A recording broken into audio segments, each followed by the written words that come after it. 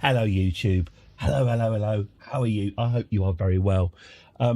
Yeah, the problem with ducklings is that I'll go and I'll notice there's 6 of them, and then I'll go a few days later, then see that there's 4 of them, and then 3 of them. You know, they're produced on, they're mass produced for a reason. Sorry, I'm just remembering the time I took my kids to that park, and they watched a coot. Well, they watched a small seagull land on a coot's nest. The coots had a nest in the middle of a pond with eggs in it. A seagull landed on the nest, and it was then brutally murdered and, well, drowned, stabbed and drowned and murdered by the coots, which my kids watched happen from beginning to end. Basically, the coots set upon the seagull, pecking its chest and face, and just stood on it and drowned it while pecking and pecking and pecking and pecking at it. There was a lot of flapping, a lot of squawking, a lot of splashing, but the 2 coots worked together to murder this other bird, which my kids watched in its entirety and then came and told me about it. Forever known as the murder coots. Anyway, don't fuck with coots would be the message there. It's got 4 eggs, said the rats. Yeah, never name them. Never, ever. Don't name anything ever, really, including children. It's Game of Thrones. In Beyond the Wall, the wildlings don't name... No, they do. It's in Craster's Keep. They don't name their children until they're 7, so they learn not to get attached to them. Sorry, slight mild diversion there. I'm going to try and I'm trying to speak a little bit softer than normal today because, as I say, it's a bank holiday and my family are in and are having a lie-in. If you're wondering if they resent me getting up and doing this, yes, they do. Yeah, they do resent it. I might look at knocking off a little bit earlier, maybe today, depending on what they're up. If it sounds like they're having fun in the other room, I might knock off at 1:30 or something. But don't tell the shareholders. But what we are doing today is Crusader Kings. I remembered, actually, to my delight, we've got a brand new Pope, haven't we? We haven't even chosen a hat for him. So kicking off this morning. We've got a new Pope, so stay tuned for that. And then I thought we'd take a trip over to the Dream Factory, meet Mr. Edmonds. We've not done that for a few weeks because the novelty had worn off. Let's see if the magic. Let's see if we can recreate the. Let's see if we can recreate the magic of yesteryear by dipping back into Deal or No Deal. And seeing where we left off. Funny. No. It's a small one there. I did see on YouTube, someone's uploaded 2.5 hours, a full episode of Swap Shop from 1979, presented live daytime Saturday television, presented by Noel Edmonds himself. I've not watched it, but if anyone wants to sit here and watch Swap Shop instead, all you have to do is let me know, and I would do that. So that's an idea. But anyway, we will go and we will visit Deal or No Deal at about, I don't know, 12:30, something like that. So it should be fun. Righty ho then. Well, thank you very much. I hope you're all very well. I'm just repeating myself as I put my earpiece in, and let's have a look at. Oh, hang on. Have I got anything to say? Went to a thing yesterday. It was fine. What did I do on Saturday? What was Saturday all about? What was Saturday's problem? Oh no, I did nothing on Saturday. Oh, I did nothing on Saturday. How come I get the Russian bot on that window and not that window? It's a rhetorical question. I don't expect an answer. Actually, I'll tell you what, it's not bloody rhetorical. Why does this arcade machine insist on being low voltage? I really don't want to put a power supply in that's a higher voltage than it's recommending, but it's basically begging me to do that. I must check that the fire alarm works in here and maybe give that a go. Sorry, I appear to be rambling incoherently to myself. Sorry about that. Let me just ban the Russian bot. There we go. Yeah. Video game wise, I'm currently in I'm in a weird, you know, when you play a video game far too much and it starts infecting your everyday thoughts. I've had this with GTA, for example, where I've been walking down a street and genuinely got a bit worried about how my mind slips into just seeing a car and just thinking I'm just going to pull that person out of that car, take it and drive off. Just the way my brain just kind of casually thinks that's acceptable. I remember when I was really, years ago, when I was really into Splinter Cell, when I'd walk home at night, I would see all the street lamps and all the lights on shop fronts, and I'd imagine which ones I needed to shoot out in order to stay within the shadows. At the moment, I am playing Legend of Zelda Tears of the Kingdom on the Nintendo Switch. I appear to be playing that about 3 or 4 hours a night. Well, what's happening is that we're watching Cracker, or we're still getting our way through Cracker, which I haven't spoken about very much because there's almost no patter to be had there. It's just that grim. If I were to describe what's happening, it would involve me mentioning serious sexual assault about 9 or 10 times, which is a bit strong for a Monday morning. But yes, I'm watching Cracker, and as an antidote, I'm playing Legend of Zelda on the Switch, which I'm finding is just sort of keeping me on the right side of incredibly depressing. But if you've played Tears of the Kingdom, I've got 2 everyday ticks at the moment, which you might understand. Firstly, I keep looking at ceilings and then thinking, oh, it's okay, I can just go up through that ceiling. In Tears of the Kingdom, there's a mechanic where if you're underneath a mountain, it doesn't matter if you're underneath a ceiling, you can go in a direct line up through that ceiling, any ceiling you want. You can go up through that ceiling and then emerge on the other side of it. So if you're underneath a mountain, if you're in a cave underneath a mountain, you can go onto the ceiling and just go through the mountain and then pop up on top of the mountain. But obviously there are a lot of puzzles that need to be solved by being able to go up through surfaces and knowing where it's one of those things that's just got in there and now I can't stop looking at it. Also, making objects sort of hover in front of me, 2 objects kind of hover in front of me, and then fusing them together, and then turning that into a makeshift weapon. That is also something I can't stop thinking about. Help me, help me. I think I'm going mad. Help me. So that's been my weekend. Strafing around corners on your campus with Doom. Yeah. I used to have it on a slightly more intellectual level. I used to have this with chess as well. When I was playing a lot of chess, if I saw 2 people talking diagonal to each other, I'd think, look, careful, you get taken that way. Yeah. It's not easy being like us, is it? It's not easy. Anyway, so that's my current mental health situation.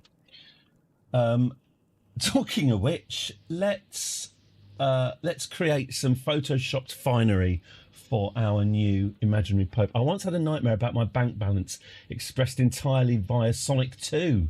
I just couldn't reach that red and white moving platform. That's a funny thing. I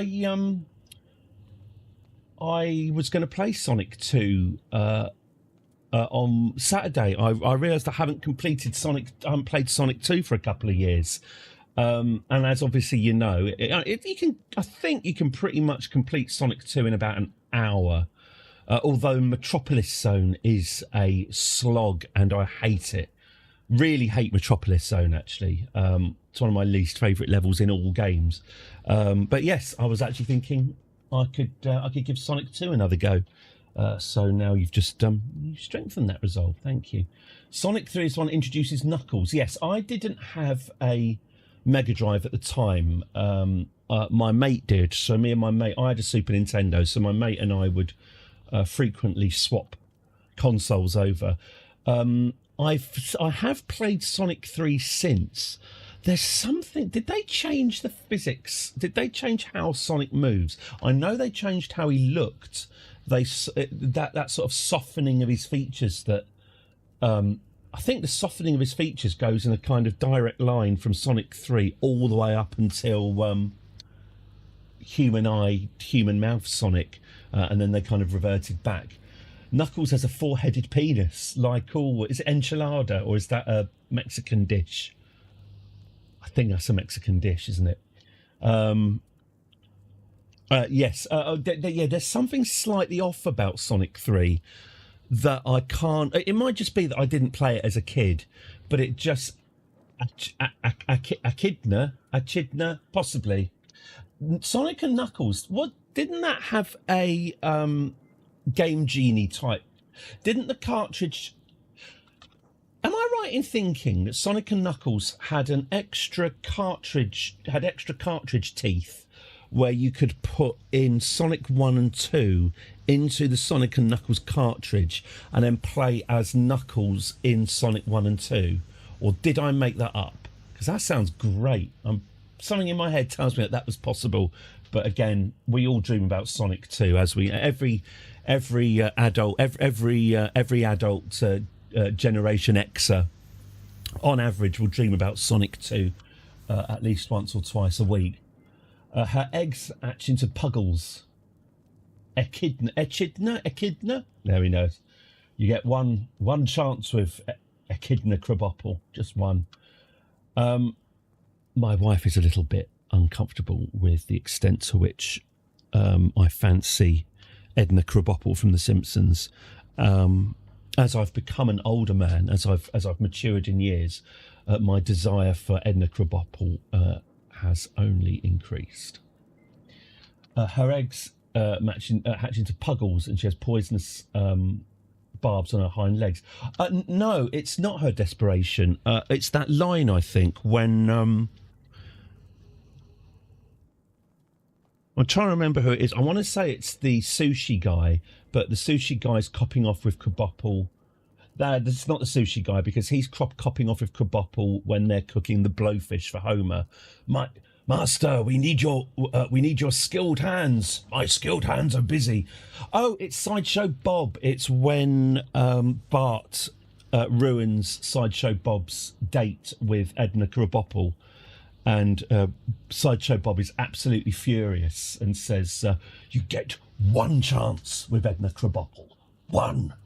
I think it's the fact that Edna Krabappel is legendary throughout Springfield for miscellaneous reasons that makes her so very, very desirable for me. You're watching, hello kids, you're watching a middle-aged man, an uncompromisingly ugly middle-aged man mutter incoherently about how much he wants to have sex with a middle-aged cartoon character. I mean, the desperation. Yeah, when Bart says "I caramba," that is obviously etched onto my brain. Maybe Edna would be a good addition for the for this. Yeah, I could see it. I could see her there. I could see her there. Sorry, I was in a Edna Krabappel reverie there. You wish for a world without zinc, Jimmy. Also, when she shows the kids the Facts of Life video, then came the wedding night. She's faking. A very, very desirable woman. You can't. It's like a bit like Emma Forbes in. Oh God, my wife's going to love me saying that. A bit like Emma Forbes in Live and Kicking. It passes you by when you are a teenager.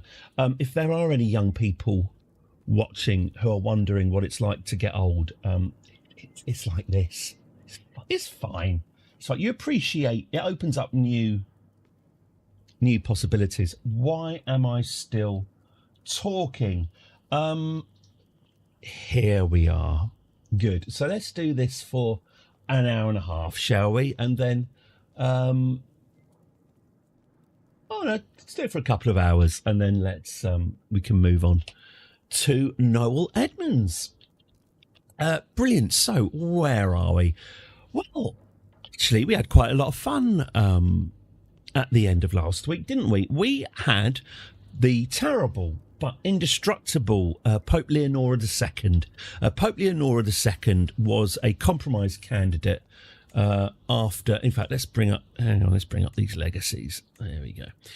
Pope Leonora II was a compromise candidate from a compromise candidate from Pope Quackers I. So we've had a very, very strong run of popes. We had Pope Terry Jones, who was the first pope to invade the unholy Roman Empire, the legendary 62-year reign of Pope Georgina, who has formed the vast continent-spanning empire that we know and love today. We are all Georginaists now in Europe, for Europe was hers. Georgina the Conqueror died at 88. Sadly, nobody lasts forever. Replaced by the competent but unlovable Pope Mia, who continued her good work, and then Pope Leonora I, another legendary pope who completed the control of the Mediterranean, who healed the Great Schism, a legendary figure, 56 years on the Purple Throne. But after Leonora, we have had a couple of slightly damp squibs. Quackers I, 7 years. Even now, I'm desperately trying to remember his achievements. Did Quackers have a lot of civil war? I have a feeling Quackers had civil war. And Leonora II, drunk, blind, incompetent. Friday, we spent most of Friday trying to kill her.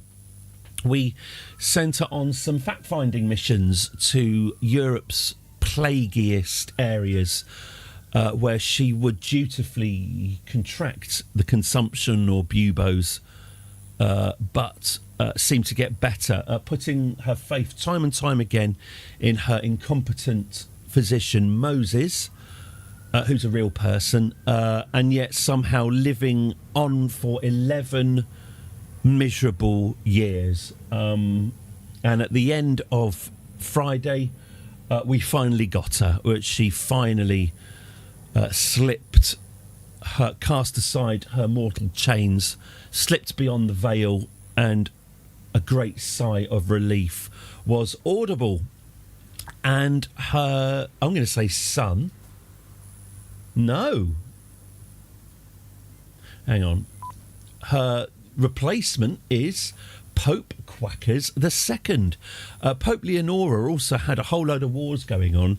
Pope Quackers has ascended to the throne and immediately won those wars. On day one, he ended all the wars. And so we're a few days into his reign and we are at peace. I have very, very good feelings about this guy, and I think he's going to be good. Oh, Princess Hairy Kumquat has passed away. Hairy Kumquat was on everybody's lips for many years as a potential replacement pope. Never got a day in the sun, and now she never will. Good morning. So yes, we have Pope Quackers II, 32 years old. Oh, he's very vital. He is an adequate bargainer, an eager reveller, a hunter, a drunkard, which is to be discouraged. He's also an albino. So I'm thinking, how do we want his what colour do we want his vestments to be? All white. We will do that then. Oh man, talking about that, Michael Barrymore, my daughter asked me the other day, she said, could you remind me, what did Michael Barrymore do? If you don't know who Michael Barrymore is, I'm about to explain it. Although, if you're on TikTok, you probably do. So, Michael Barrymore, and I'm not making this up, is really, really popular with young people on TikTok. My daughter's friends are fans of Michael Barrymore, and one of them was watching Michael Barrymore on TikTok. And my daughter knew, she'd heard from me about Michael Barrymore, but couldn't remember the details. Michael Barrymore was a very popular comedian and mainstream, adored by the grandmothers, you know, like a cheeky grandson. He was a very popular mainstream quiz show host and comedian of the 80s and 90s.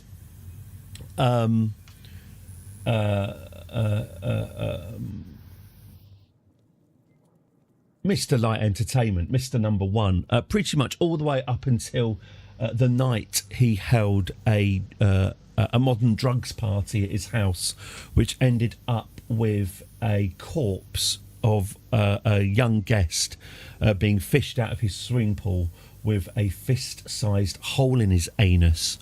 Although Barrymore was not directly implicated in the drowning or indeed the fist-sized hole in the anus, even by standards of the past, that was a pretty tough career setback to get over.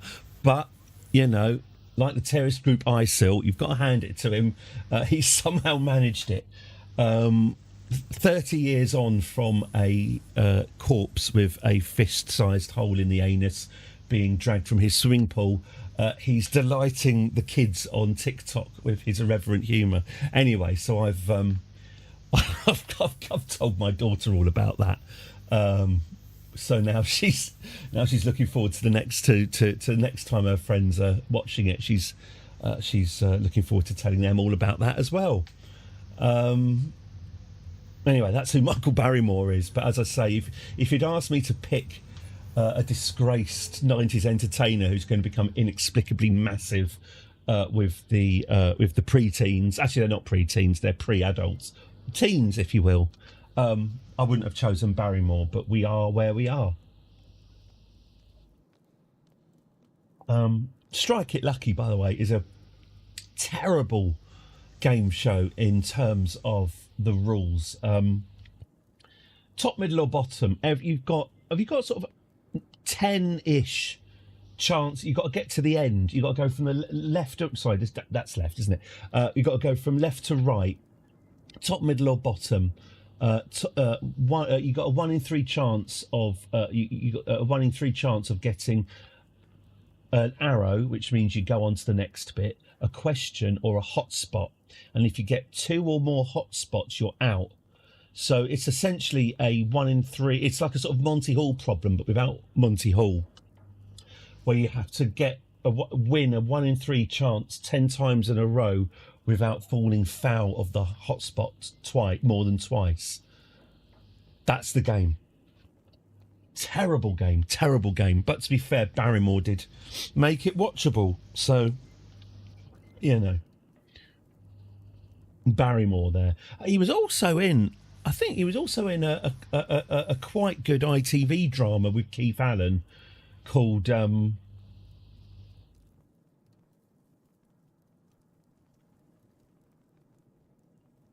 what it is.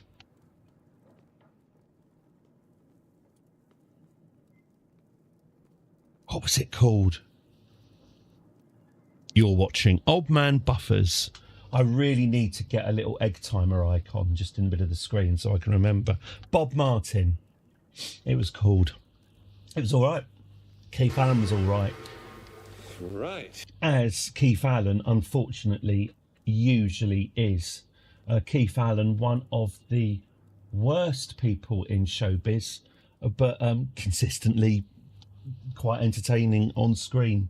Very, very annoying. And to be fair to Keith Allen, his tally of corpses with fist-sized holes in their anus being fished out of his swimming pool remains 0. So take it where you can get it. Good. Well, I'm glad I've covered that. It was important. Now we can press on. So, Pope Quackers II, let's give you a makeover. I would say he needs it. He's not really carrying.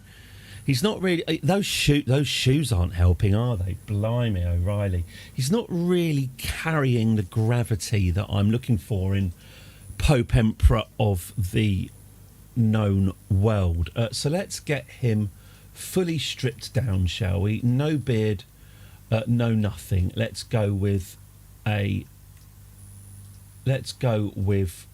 minimal.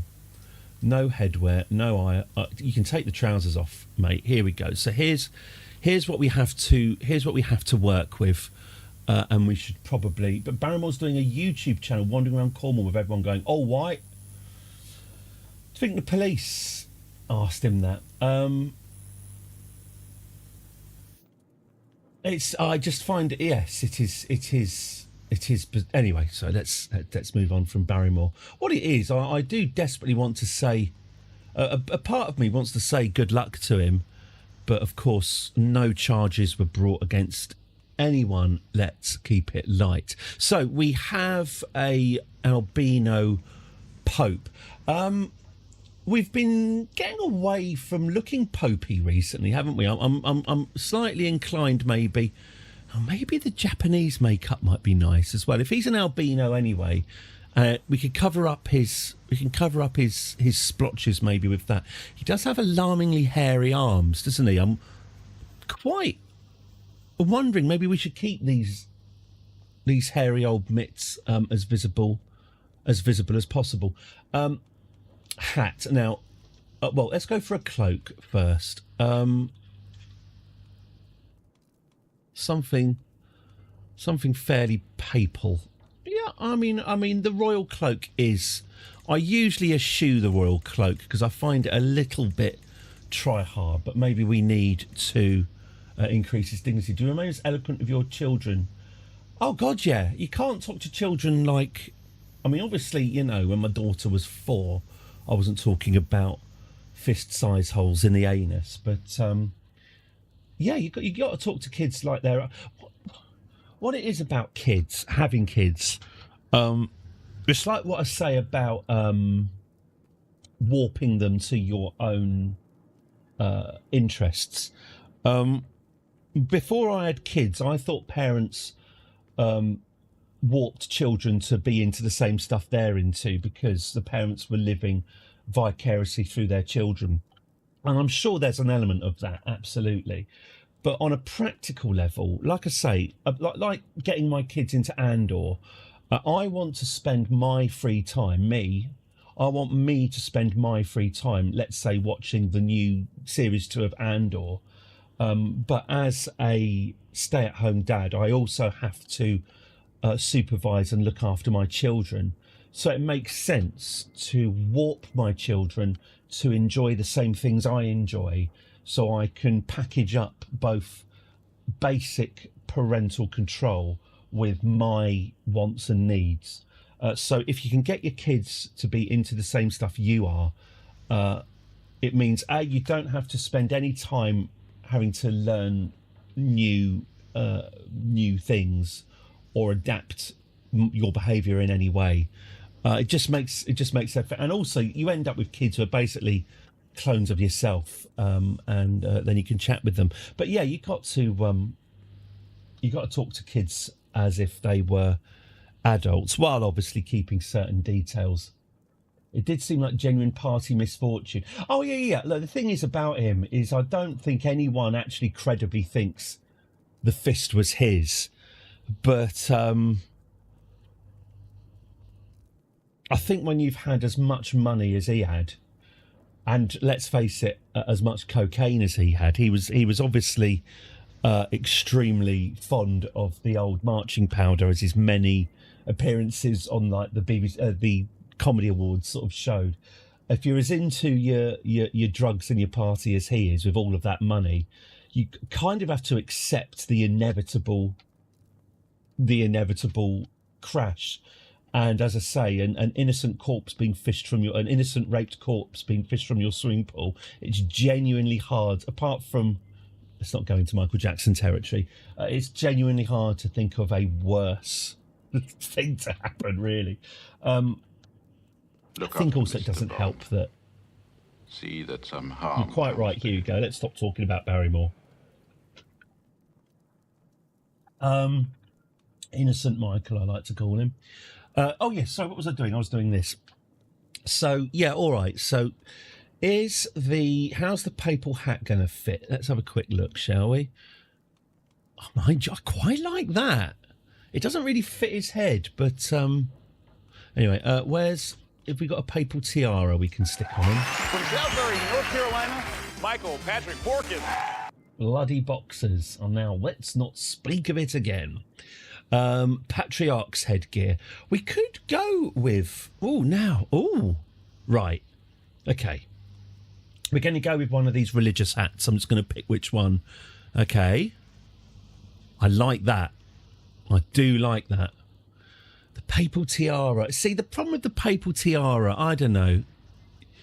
I don't like those Deputy Dog ear flaps. They make it look a little bit goofy. With many apologies to Pope John the 16th, they're a bit goofy. I think I probably prefer that. Now, how do I feel about the Patriarch headgear? No, it's all a little bit too crowny. That looks like Buster Gonad. I think I'm going to go with this. I think we can go with the Archbishop's headgear. Yes, let's go with that. You're going to need some sort of beard to go with it. He's a young man. He's in his 30s, so we probably need a beard that we can grow into. I'm quite a fan of these samurai beards, must be said.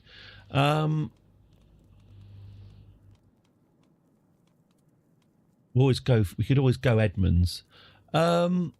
We have had a moustache, haven't we? Yeah, You know what? I'm going to go with the samurai beard. We've got a kind of cultural appropriation. Buster Gonad is a... Hang on. Buster Gonad. He's a character in Viz magazine who has testicles that are so large. Actually, let me just set up. I was going to set up a window here. He has testicles that are so large they have to be kept in a wheelbarrow. There you go. That's Buster Gonad there. Good.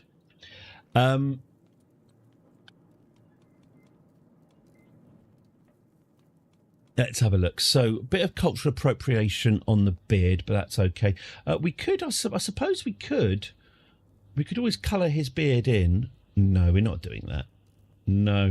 Let's not cheapen this. Let's keep things nice and white. Leisure Suit Larry. I only ever played the original Leisure Suit Larry. I played it fairly recently. I quite like the braids, you know. The braids are quite cool. I played it recently. It's got those questions. It's what game? Is it 1988? Is it Leisure Suit Larry? I like the questions that it puts at the start to check that you're over 18. To check that you're over 18 in 1988. I can't answer pretty much any of them, which I do enjoy. Find it hard to even start playing the game. Right. Clothes now. He is a hirsute man, isn't he? It seems almost a shame to let all that body hair be hidden underneath those clothes. One hairy guy.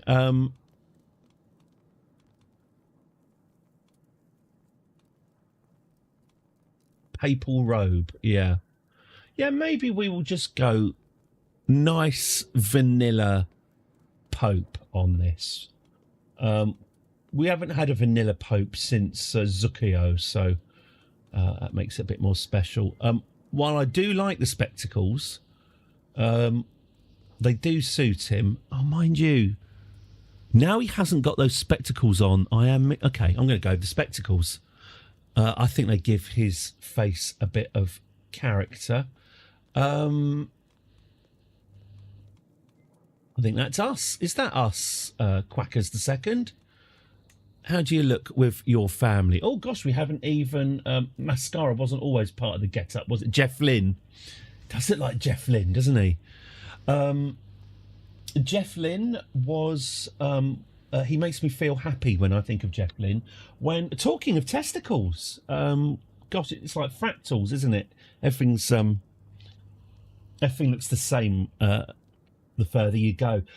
When I was having my gonads operated on, when I was having my vasectomy, which, as I say, and please do bear this in mind, guys out there, if you ask and insist, they will knock you. They will give you a general anaesthetic, so you don't have to watch them as they take a scalpel to the underside of your scrotum, or indeed take a laser beam to the underside of your scrotum, and you can smell the bacony smell of burning scrotum.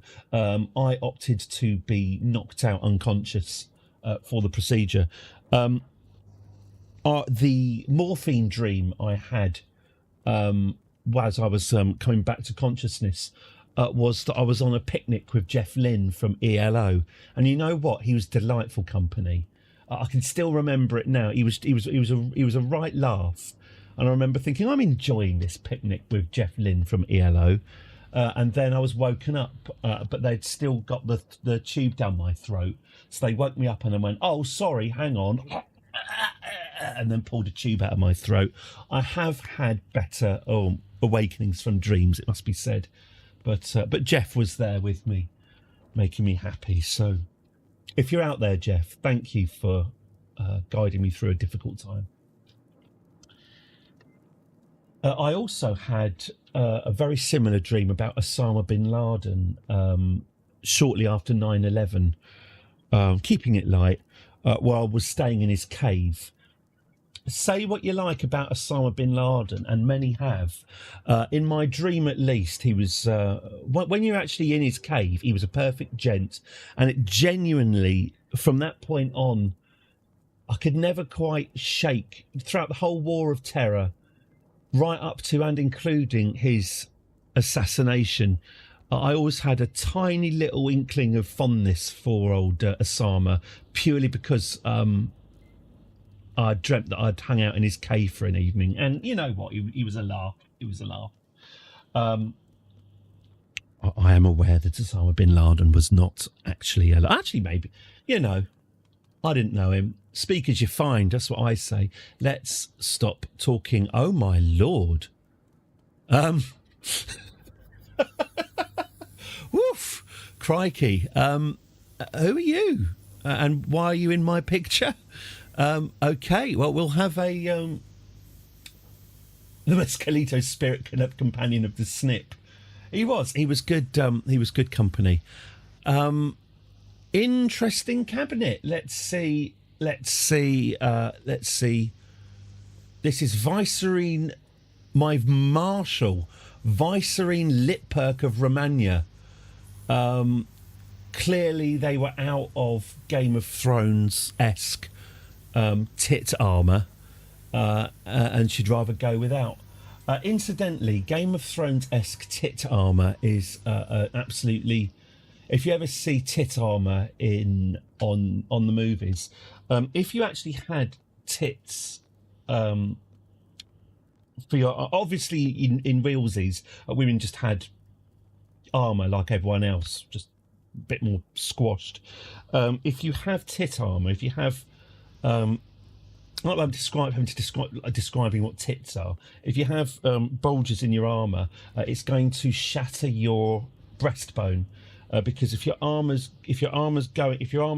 indented, it'll be indented at the breastbone. All it's going to take is one blow, and it's going to be like driving a hammer into your breastbone. So tit armour was not and will never be a practical thing for that reason. Nipples, however, especially if you're Batman, it's very, very important that you make Alfred, your elderly childhood guardian and companion. He has to stay up a few nights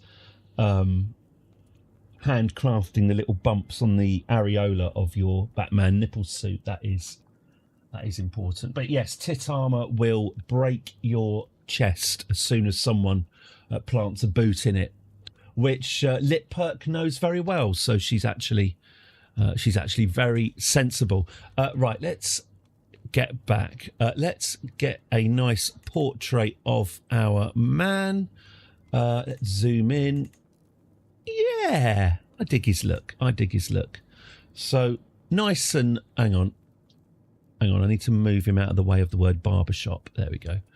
Okay, so nice and noble and cheese. Very nice. Doesn't look unlike Dominic Diamond, which is a bit of a shame. But there we go. Okay, let's grab Photoshop and stick him on the overlay.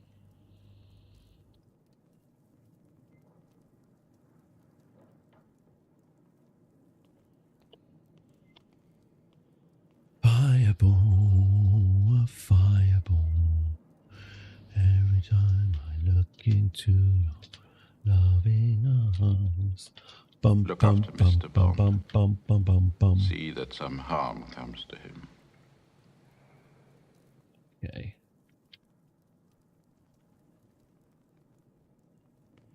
Yeah, should we go for that? That's about right, isn't it? Okay. Pope, what's his name? It's Quackers the second, isn't he? Let's get the word Quackers. Nice and visible. And then we'll stick the two down here. Yes, that's much better. Oh, I don't like the line spacing on that. Let's sort that out. Yeah,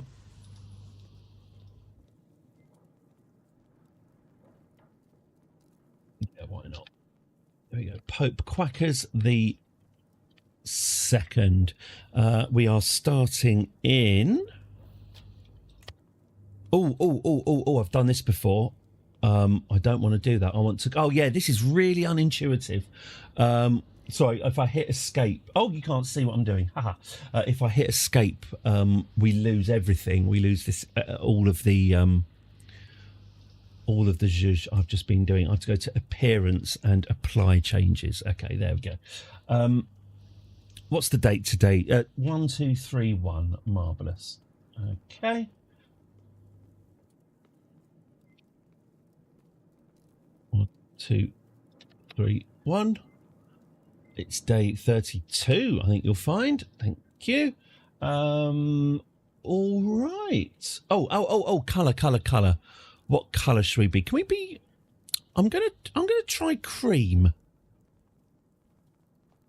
What's kind of sort of yellowy, isn't it? Cream. If I try cream, we had it with Georgina and I liked it then, so I'm gonna return to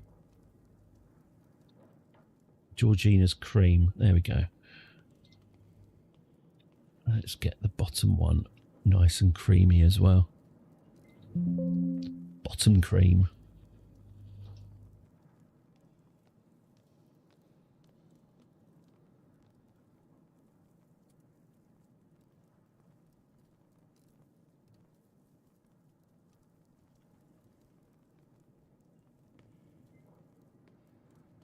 A bit anemic. Well, he's a bit anemic, isn't he? It's. Why did I just hit revert? Oh my god! Oh, there we go. Thank God for that. Oof, you can undo revert. Revert is right next to save as. I'm sure that's not the first time that's happened. Okay. Wallop. There we go. We've got a nice new pale overlay. Probably should be a stronger colour to attract the youngsters, but the decision has been made. Okay. Right, Pope Quackers the second, sorry, lifestyle, a diplomatic lifestyle, a bit of a change in focus.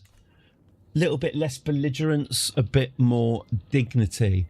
Advice on the Treasury. Inspired person can be sponsored. What, a book or a book? Don't care about books.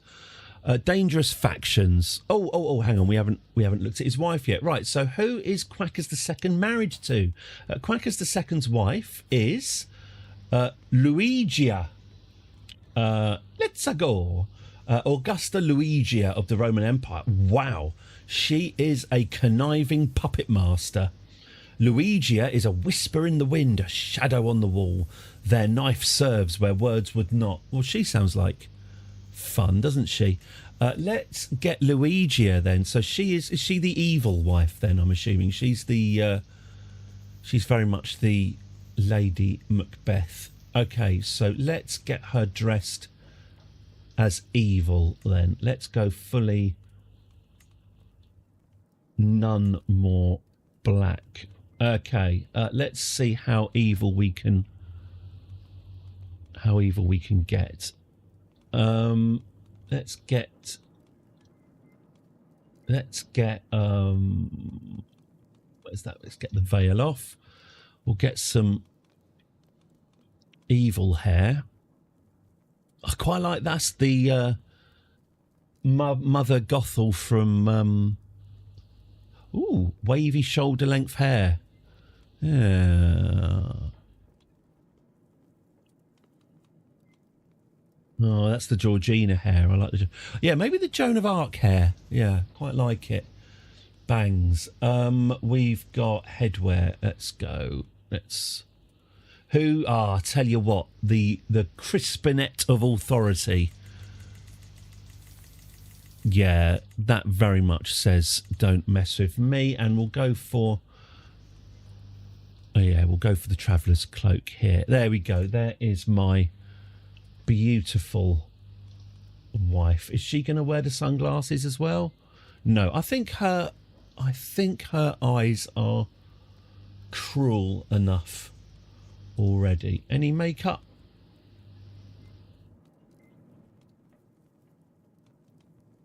If we're doing the full cultural appropriation, we should probably stick with that. There we go. So there we go. There's the family. Okay, great. Let's go to appearance, apply changes. Let's put her in charge of our court intrigue. Luigia, our wife. Okay, so we've got Duchess Costanza with her still mimicking the Leonora-ist look. She is our Chancellor.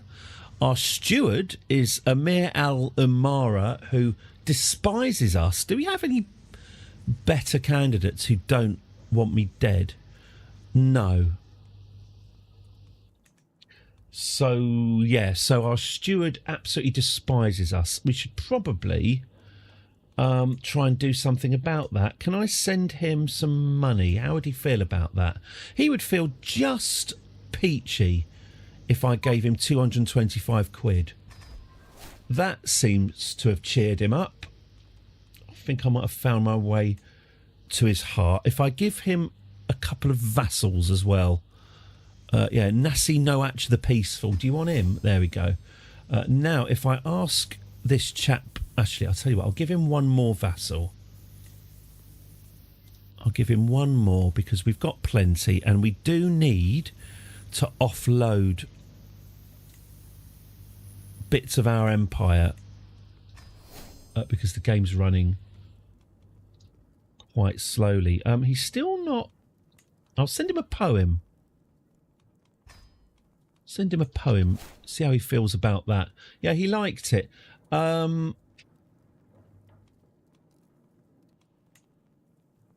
Protect a vassal. Join a war on the side of your vassal to protect your land and titles.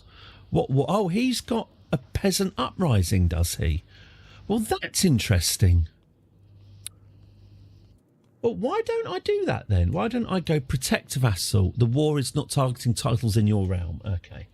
All right, fine. Well, plus 38. I'm going to ask him to convert his religion. There's an 83% chance. But if I offer my influence There's 100% chance. Good. So having given him 250 quid and a couple of vassals, he's agreed to abandon his god. Good for you. Kept to his principles to the very end, obviously. There we go. He's decided to follow me into the light and convert to democracy manifest. Excellent. So the steward's on side. Now, Viceroy Luitpold of Romania, the Chaste. So she says, famous champion, Luitpold is known, respected and perhaps feared throughout the realm as a paragon of Lombard warrior practices. Doesn't feel the cold, clearly. Sports bras have not yet been invented and won't be for at least another 700 years. So she is coping as best she can in a man's world. All power to her. Is she on side? She's one of us. Yes, yes, yes. And Governess Flavia. If you want to swing, let her do her thing. A terrible spy mistress, but she is an important vassal. Now, is there someone better? Lord Corrado, for example, is a much better spy master. Should we get Lord Corrado in instead? Because he's more competent, although he does hate me. So we'll send him 150 quid, which he very much appreciates. In fact, he seems to be a bit more keen on me. I will also give him a vassal. I say that. No, I won't. Oh, he's not landed. He hasn't got any titles. Oh, well, that's easy. And that's easy because I've got to give away Normandy. What a coincidence. So let's do that then. What's in Normandy? Rouen, Alençon, Lisieux, and All right. So we'll give him those titles, and that should make him more amenable.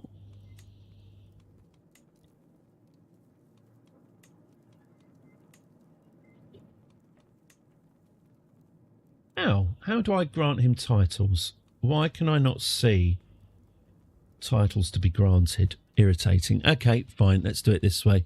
Rouen can go to, actually, province of Normandy.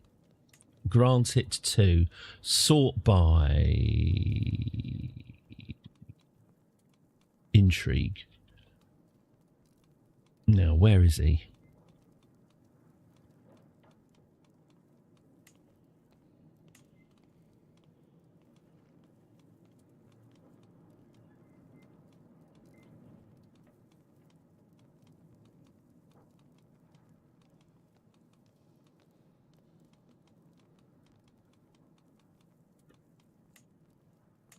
Oh my God.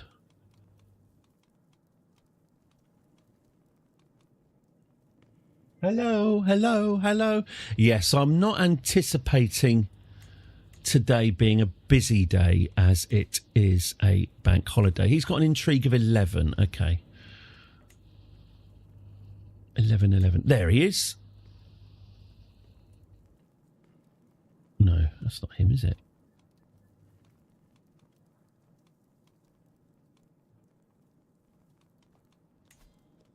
Lord Corrado.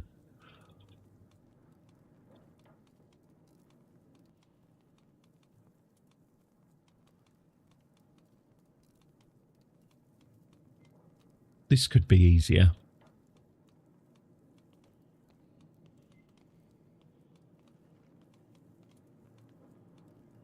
You're watching Old Man Looks at Lists live on Twitch.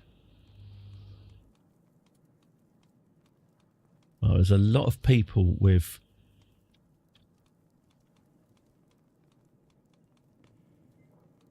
oh my lordy lord.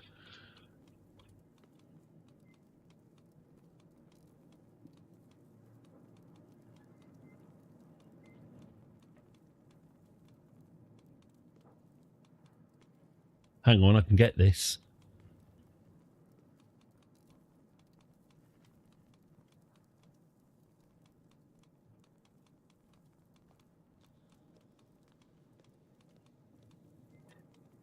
Okay, even I'm admitting this is going on longer than is anyway necessary. I just can't bloody find him. Hello, OG Butters. Hello, hello, hello. Thank you for joining today. I hope all is excellent with you. I'm desperately trying to find how to give this guy a title. Lord Corrado II. Okay. Province of Normandy. Right. Give it away. Here we go. Sort by.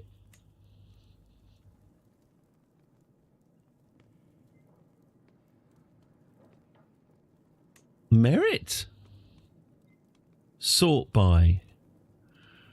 Intrigue. An intrigue of 11. If I can't find him on this sweep, I'm just going to have to give up because this has gone on. If only there was some sort of other way of putting this. But I ain't spending any time on it. Oh yeah, that'll do. That'll do. Right, Corrado. If you're not on this list, mate, maybe he's not even maybe he's not even qualified to get it. All right, I've tried to give Normandy away to him, and I couldn't. If Corrado is the source of our problems later on, I'll know exactly the reason for it. Okay, well, that's done. Fine. Well, there's our cabinet all sorted. Dangerous faction. Who are these dangerous factions? Governor Gaetano the Lucky of Cyprus. Stay lucky. He wants the Cypriot throne. Well, why don't I just give you the Cypriot throne? Rather than you bother me about it, you can have it. I am not that bothered, and it will speed the game up. So if you want... All right, well, you've asked me to do it. So I'll do it. You want to be King of Cyprus, do you, mate? Lucky old you, Your Majesty. There we go. Well, I've put down that rebellion by giving him everything he wants. That's diplomacy. Okay. Done. Enter seclusion. We'll have a look. We haven't held a coronation. No. Can I be asked of a funeral for my mother? I'm not sure. Oh, actually, is he the mother? Let's have a look. What relation are we to everyone else? So Pope Quackers II. Oh, son of Duchess Narda the Righteous. Are we a complete offshoot then? Are we not? Are we a... Wow, which branch of the family are we from?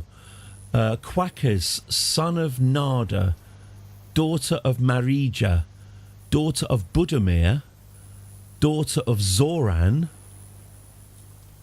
son of Risilf, son of Anselpurger. Wow, we are in no way a direct descendant at all. We are an offshoot of, from somewhere, one of the more obscure branches of the Wayne's Christ dynasty. We've leapt sideways. Well, fair enough. His grandmother was Leonora. There we go. Good. We've got legitimacy. Gimkala, by the way, is a concubine who has come with him. In fact, this concubine of his has sired a kid with him. So well done you. You get the respectful hat of a concubine to wear for always. We should probably find a couple more. Oh, we've only got one. We've got Ikale in prison. Who have we got in prison? Let's sort out prisoners. Narimantus, Honourable Zealot. Can we execute him? Oh, no, we can't execute him because, unfortunately, Quackers II has a keen sense of justice. That's a shame. let's empty our dungeons nonetheless. An empty dungeon is, as I always say, a happy dungeon. Eddie, I get that age is a downward slope for almost all of us. I do remember watching an octogenarian playing an MMORPG. He was in good health and care then. He was mad when I asked if he still cared for aircraft after being a serviceman in the RAF during the Second World War. But if he was 80 years old, he was a bit young for that, wasn't he? If that was recently. Grandpa Pig, David Graham, was an engineer in the RAF, but he was 97 when he passed away a couple of years ago. So they were probably a bit young. They were probably evacuated in the war, but they probably weren't working on Spitfires.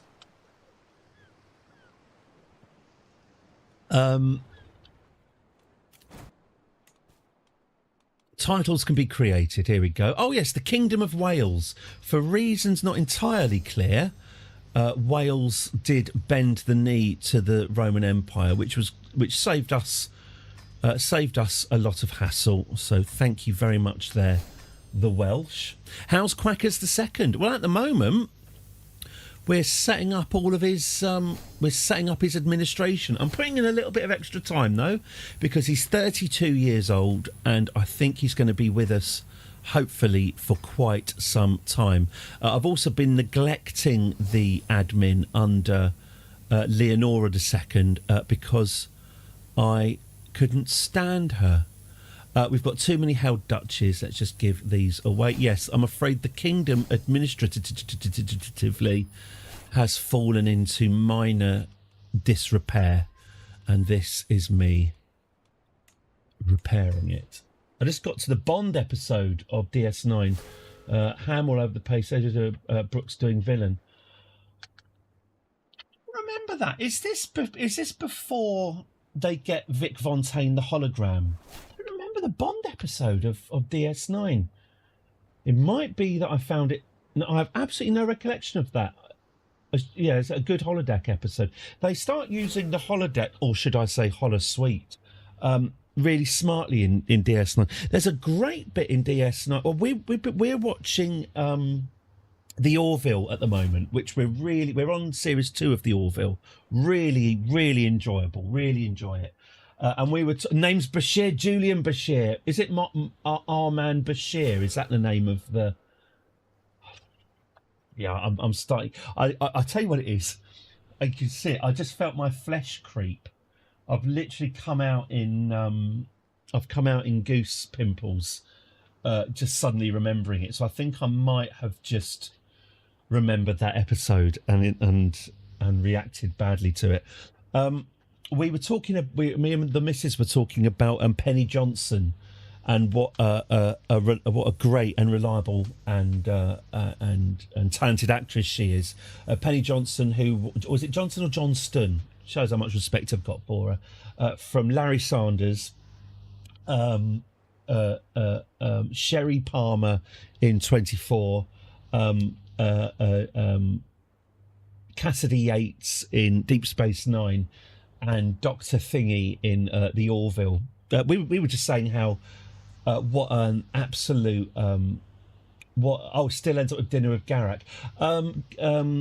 Garak, Andrew, what's his face, and Bashir. They deliberately played their relationship as lovers.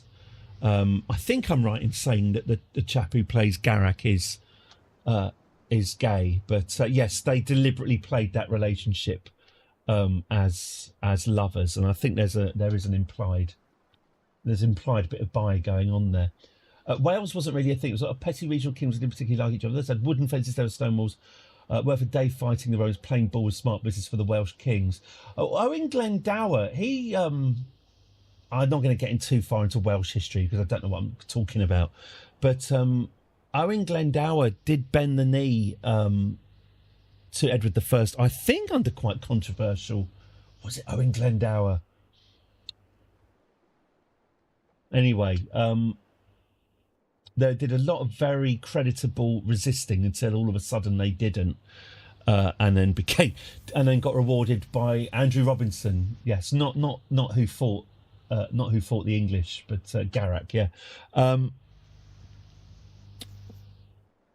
Yes, and then they got rewarded for their loyalty by not even becoming a real country, by becoming a principality and getting a prince. You know, they'll be voting in the new local elections. They will be voting for Farage to run all of their councils. So Sodom. France was like that until last week. There we go. Little bit of politics there. I really like Penny Johnston. She's fantastic and a absolutely quality actress. And I was thinking about, there's a great episode of DS9 towards the end where they're all going to Vegas. He's got he's not gay. Well, there we go. He's sometimes it is difficult to differentiate respected Shakespearean actor and camp as a row of tents. They can get. I would say Patrick Stewart actually would be an excellent example of the actor camp as a row of tents intermingling. Fair enough. He's got a cameo for his daughter in The Visitor to get her a SAG card. Nepotism. Which one's The Visitor? That's not the one with I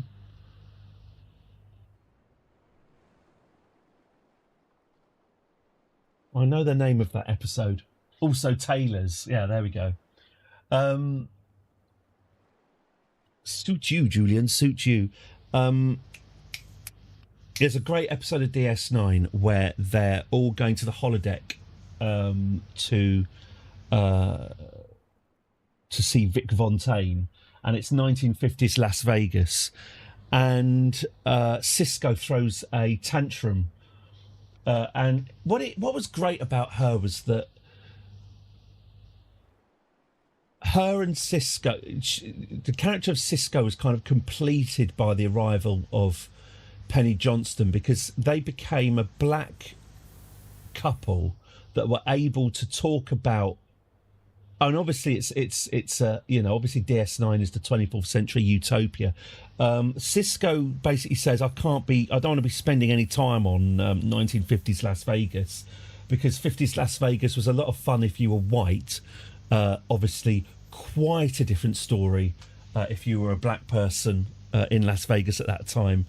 And basically Cisco does this, sort of undermines sort of questions the morality of the series itself by saying that he's not comfortable celebrating that period of 20th century history as it's a white person's period, and the inequalities of what black people were going through is kind of glossed over, which was apparently Avery Brooks's genuine criticism of the show, which got its way in. But it comes out of an organic conversation with Penny Johnston, and it kind of, for me, that sort of scene encapsulates why DS9 was such a clever program and could sort of deal with those things in a non-trite way. And he isn't really won over by the end of it either, which I like.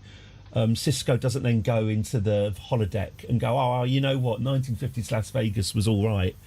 He remains frosty and aloof about the whole thing all the way through, which it's good. DS9, the only episode of Star Trek presumably ever, it's probably not going to happen again, to feature the only series of feature to feature the N-word. So there we go. As spoken by Jake Sisko in that episode where they're the 1950s science fiction writers. Benny, isn't it? Benny Sisko, or is he just Benny? Anyway, when he's Benny the sci-fi writer. Far Beyond the Stars. There we go. I asked my wife for it was my birthday recently, and I asked her for the Blu-ray set of Deep Space Nine, because it's not on Netflix anymore because of the fucking Ellisons, but it doesn't exist.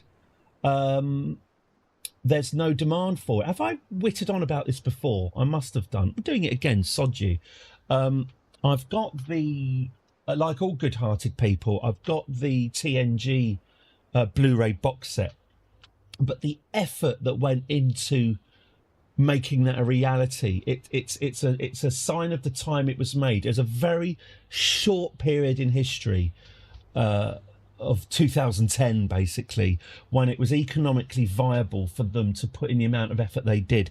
So TNG was shot, the studio stuff was shot on film, 35mm film. It was actually shot in 16:9 aspect ratio as well, but the 16:9 aspect ratio was unusable because while it was filmed in 16:9, it was shot to a 4:3 frame. So there's just tons of tripods and lights and reflectors and crew members just out of frame. Far too much.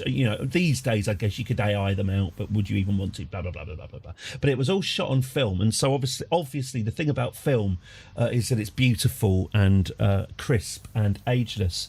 But obviously, it was transferred to shitty videotape. So in order to release the Blu-ray, they had to get the original negatives that were stored in salt mines, and they also had the original edit sheets. So obviously back in the day, when you're literally chopping film, I am qualified in this. My university degree was obtained via Steenbeck chopping. I'm a pretty good film editor. Obsolete before I was even graduated, but there we go. I'm sure it's coming back. They had the original edit lists, so every edit, so they basically recreated every single episode of Star Trek TNG from scratch. They scanned in the negatives and they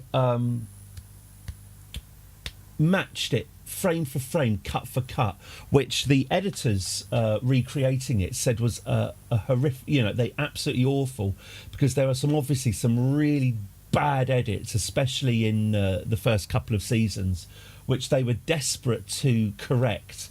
But the mission was, you're not correcting anything, you're just recreating it. So they were recreated from paper notes, cut by cut by cut by cut. All 100 and whatever episodes scanned in and recreated. And not just that, all the visual effects have been recreated from scratch, because the visual effects were filmed on multi-pass video.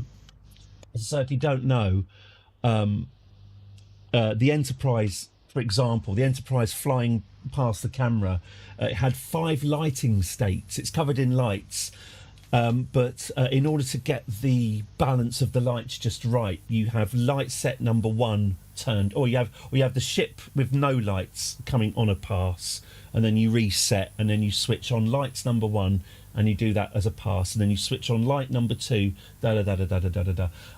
But the image, it was an image placed upon an image, placed upon an image, placed upon an image, placed upon an image, which obviously looks like crap now. It's why you get that kind of slightly smeary look to those old effects. So they've all been completely redone from scratch using modern techniques, and again in that kind of lovely like you get these days when they remaster a game, you can slide between the recreated graphics and the new ones, and you can see that they really have, apart from obviously the textures are much crisper, it's beautifully done. And that Blu-ray box set sold pretty well. What was that, 2010, 2011? At pretty much the peak of Blu-ray popularity. Cost a fortune, but people bought it. Deep Space Nine, the first couple of seasons were shot on videotape.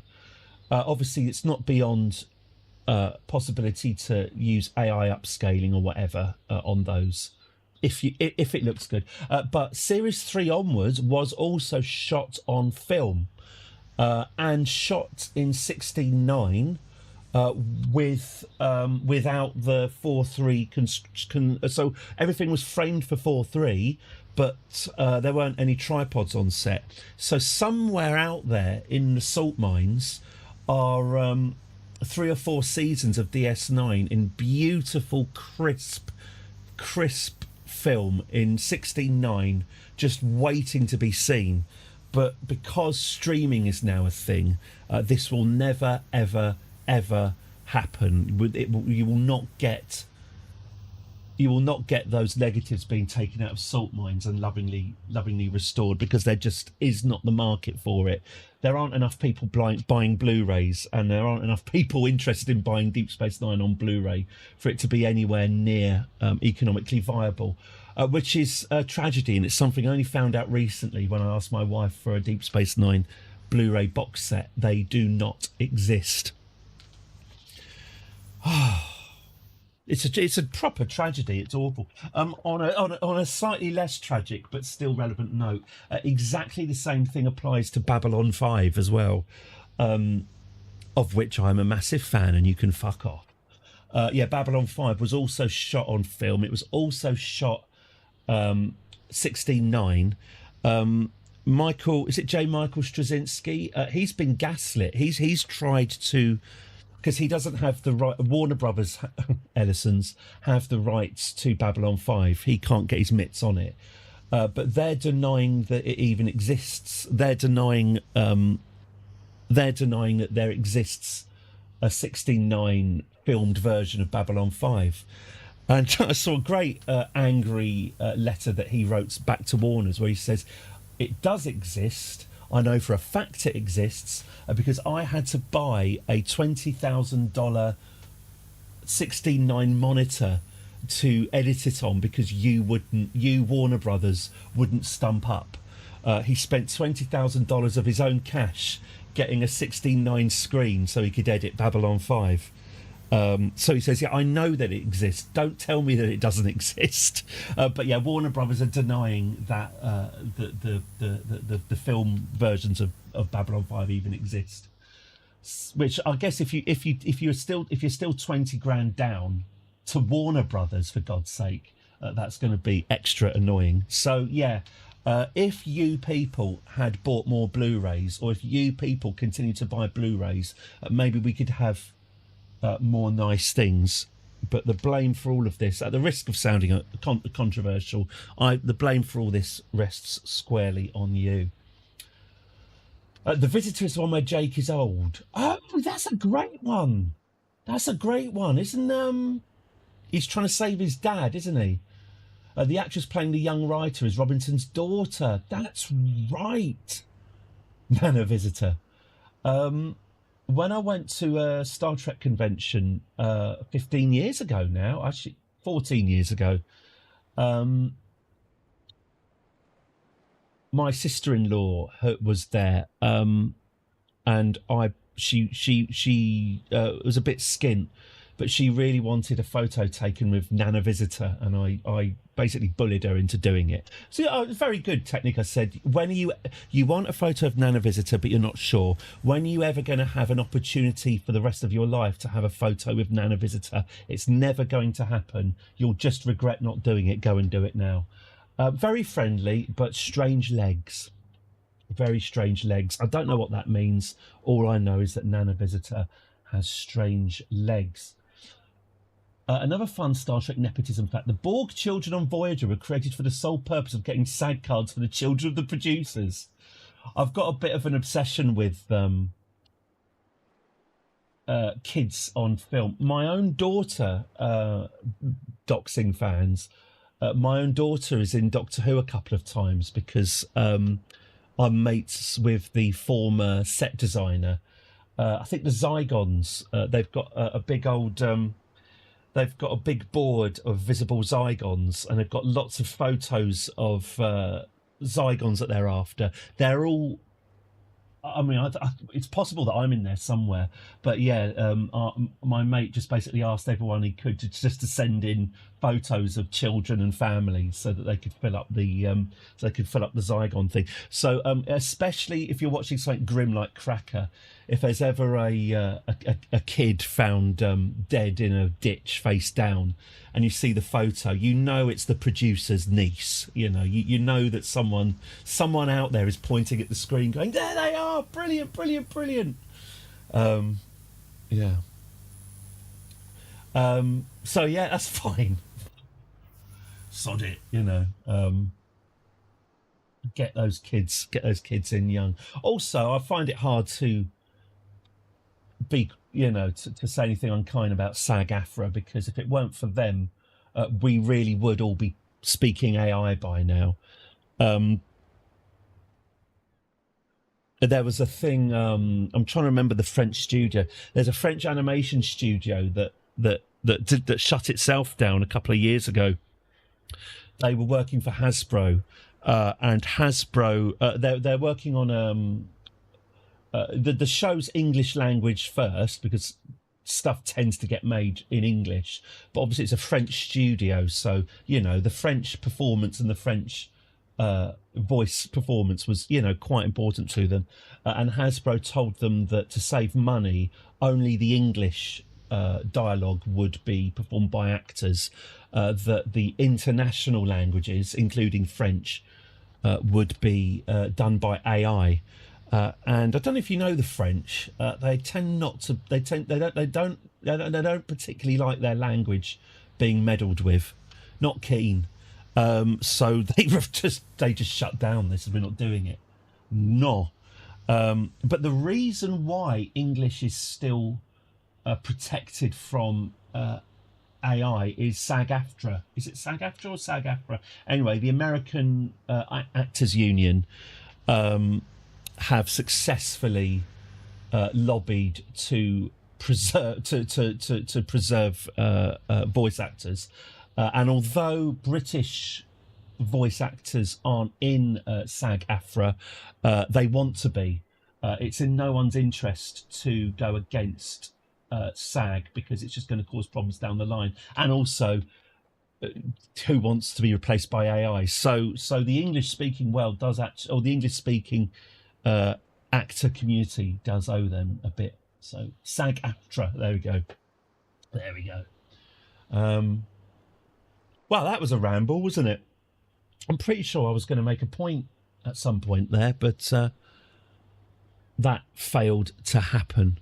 Oh yes. So yeah, I hate David Ellison. He took my Star Trek from me. Right, the province. Okay, so we've given away Welsh Wales. We can lawfully imprison my personal physician, Moses Naaman. Now, Moses Naaman, is this that he killed the previous pope? Is this what we are supposed to imprison him for? Well, Moses, mate, if it weren't for you, I wouldn't have this hat on my head. So, don't tell anyone, but you are forgiven. Hey, look, Quackers is a pope. It's his job to forgive. The trick is to tell them stories that go nowhere. Tied an onion to my belt, which was the style at the time. Yes. Or as we called it, a walking bird. The kids love all this SAG-AFTRA, Babylon 5, forgotten 90s sci-fi negative stored in a salt mine chat.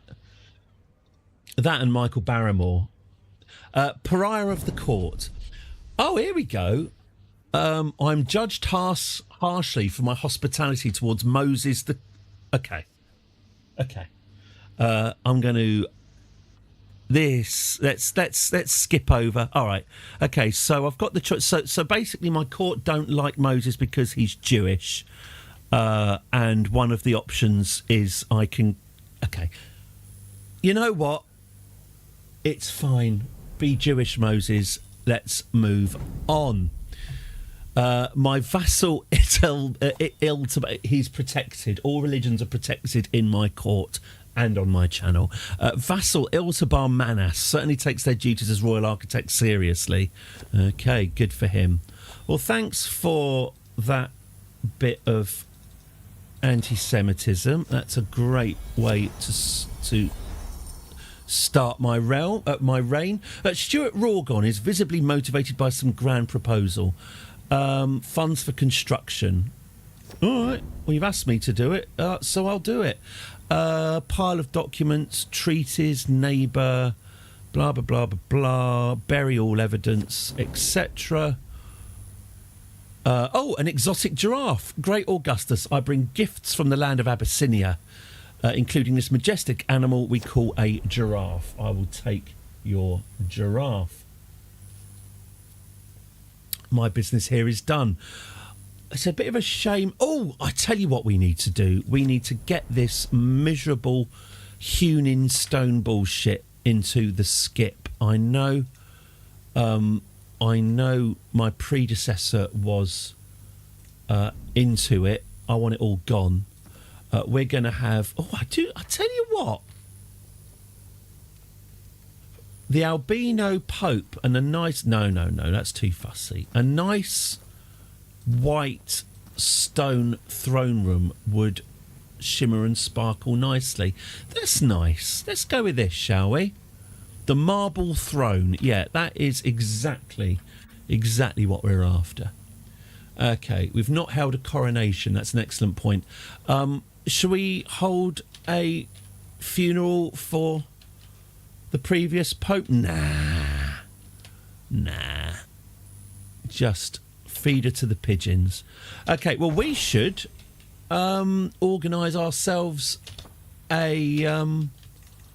we should organise a coronation. If I just do a little bit of unbezzling, let's get a coronation going as quickly as possible. And then we've got Scotland to attack. Activities. Coronation. Maximum grandeur, please. In the Vatican. All the stops. Okay. So we're going to need more money. We're going to need twice as much money. We're going to need 3.4 grand in the treasury. That's fine. Let's just let time move on. Okay. So, Pope Quackers II. I'll be indebted to you. Yes, you certainly will. Pope Quackers II. Let me tell you a little something about Pope Quackers II. So, Alba's everywhere. Look at that. Alba in Scotland, Ireland, Norway and Sweden, and a cheeky bit of Finland as well. Looks like we are headed for a smackdown between the Roman Empire and Alba. Raina Chervan is planning to siphon gold from our treasury. Throw her to the floor. Oh, yes. Throw her to the floor, please. Raina Chervan, the fornicator, siphoning my treasury. She will not accept. Can I execute her? No, because I'm just. Well, I just want to execute her. Negotiate her release. Ugh. Crucifixion? Yes, good. Crucifixion is good.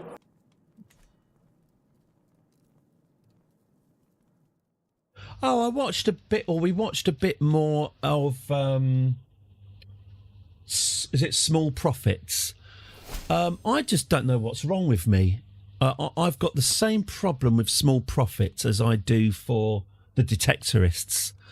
I get that it's good, and if you like it, you're correct to like it, because it is obviously good, but it's just, yes, it's just not for me. It's just the wrong side of twee. It's just too gentle. I feel bad about slagging it off, because it feels like just, kicking a puppy in the balls. It's really nice, but it's not getting my engine running, I must say. And it's, it's got Michael Palin in it, for God's sake. It should be every wheelhouse. Oh, also, I really desperately want him to get fired from his job at B&Q, because he's deliberately shit at his job, and I don't find that funny. You might find it funny, him working in a DIY shop, giving poor instructions to customers.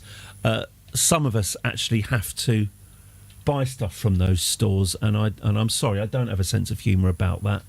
I think he should be fired. No, the whole thing is gentle and slightly twee, and I mean, I laughed a lot. I like his neighbour climbing onto his window sill with his big binoculars, staring in through the window, saying, "It's almost like everything he does is designed to wind me up." I laughed out loud a good few times, but yeah, telling the customer there are no buckets in front of the giant wall of blue buckets. Yes, that's the exact bit I was thinking of. Although I did laugh out loud when at Mackenzie Crook's delivery of, "I heard that you've been telling a customer that we don't sell any buckets." The way it was delivered, maybe. I just can't put my thumb on why it's just not shimmering and sparkling for me. I think I'm just fundamentally quite an unpleasant person. And if there's not enough cruelty, then I just can't engage with it. It's probably a sign of the times. It deserves to win all the plaudits it's won, and obviously, despite everything, it is really lovely that there's still, without wanting to sound too much like a cunt, which I'm going to fail. It's nice that there are still auteurs out there being allowed to do what they want. It's really nice to see something that has been made by someone with a vision. That I'm not putting it all on Mackenzie. I'm not actually sure who the writing structure of it, but obviously Mackenzie's a big part of it. But it's a series that's been made by people who wanted to make that series. It's in a world of corporate interference that's been more interfering than it's ever been. It's lovely to see something that's been crafted from page to screen, knowing that it's kind of turned out pretty much how they wanted it. Something that used to be common but is now very, very rare. Authentic. It feels authentic, and that is to be celebrated. Crook's clearly gentle to the core. It's what a good person would do with pirates' money. Yeah. I didn't watch Wurzel Gummidge because I have a phobia of fucking Wurzel Gummidge. To be fair, I think it's more of a phobia of John Pertwee as Wurzel Gummidge. But when I think about Wurzel Gummidge, I think of either his head getting knocked off, like Vivian from The Young Ones, or I'm pretty sure at one point, or at least it's in my head, I'm pretty sure Wurzel Gummidge gets his straw guts, a bit like the Scarecrow. I think he gets his straw guts spilled out. I seem to remember as a little kid, there's birds pecking at his guts as he's going, oh my, and he's trying to spoon his guts back into and he's got. As a little kid, it did some damage, and to this day, I can't look at John Pertwee without a little shudder. And I wasn't going anywhere near that fucking Wurzel Gummidge thing he made. No way. But if you're watching Mackenzie, the problem is with me and it's not with you.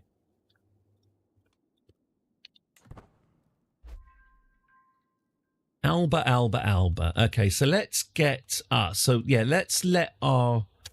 let's get our forces replenished, because we have just come off the back of a number of wars that didn't need to be fought. So let's get our military replenished, and then let's get on with Alba.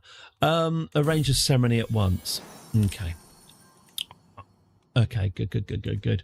What's going on language-wise in Europe at the moment? Yes. The language that's guaranteed to please. Oh, Finnick's making a comeback. That's very exciting. Governor Adelaide's hunt. You're cordially invited to my hunt. Travel time 5 months. You have to leave within 0 days. So you left it until the last minute to invite me. Okay, I know that trick. I invented that trick. Don't you do the, I forgot to invite you until it's clearly too late for you to change your plans. That's my special move.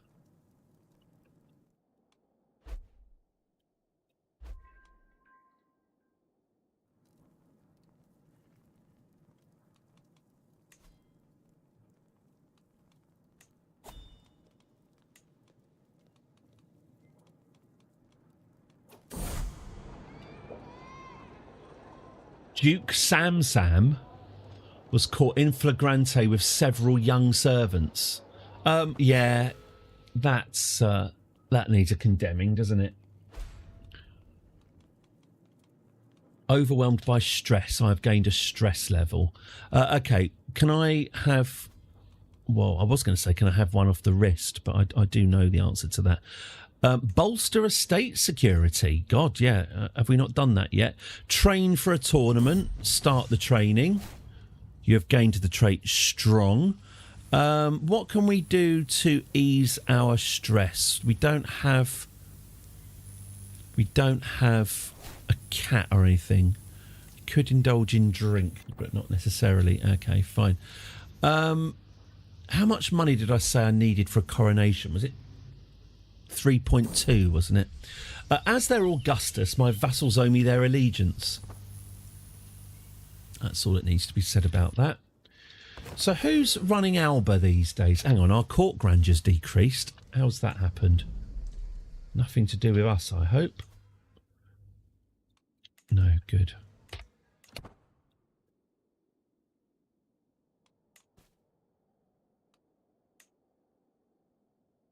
Got 3 powerful vassals if their nose is out of joint because they're not on my council. Oh, Court Chaplain Wekthari the Handsome, 38. He's not... He may be handsome, but he's not important. Unlike Vicerine Vittoria. There we go. Vicerine Vittoria, the pregnant Vicerine Vittoria. By the way, Vicerine, you can go a little bit more grand than none. If you like. Do you want that? Is that what you want? You can have it if you want that. Great. She's happy. A woman? She's happy. A woman? Vicerine, you say? Hello. Hello, hello. You've been out all day. You've been out all day. Pick you up. Meow. That was very much a F off. Don't pick me up, you effing C. Meow. Meow. Well, she is not in the mood. One sec. God, women.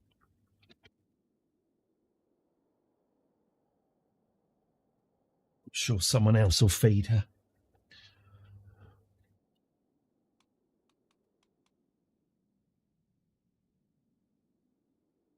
Okay. We do have the Mongolians on their way. The Mongolians are in the post.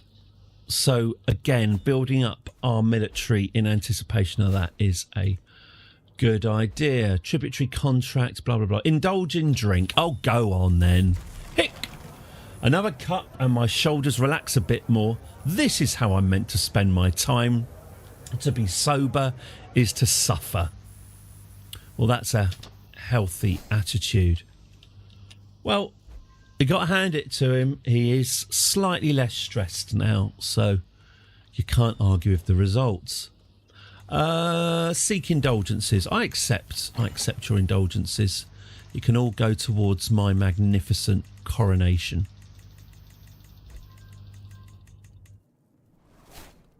Oh, succession. We should sort out the succession. That is sorted out. Okay, Princess Clemenza is currently our nominated successor, and I'm not going to challenge that for now because I'd like to get some game done before we switch over to Edmonds. Well done, Ricardo. You managed to murder a defenceless deer. Oh dear. Titles can be usurped. Oh, look, loads of titles can be usurped. The Emirate of Bisha, usurped.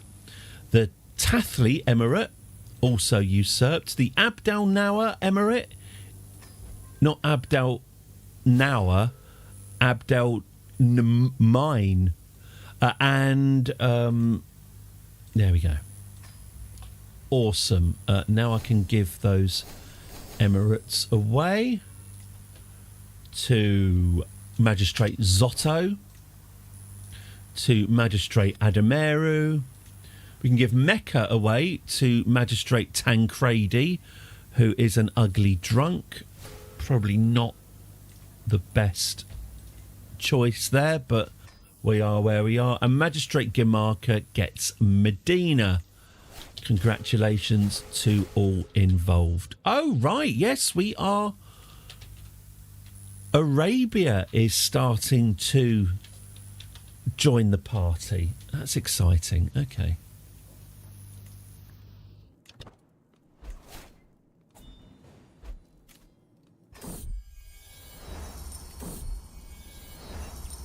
Ran Prince Dmitri starts shifting from foot to foot as he awaits my decision.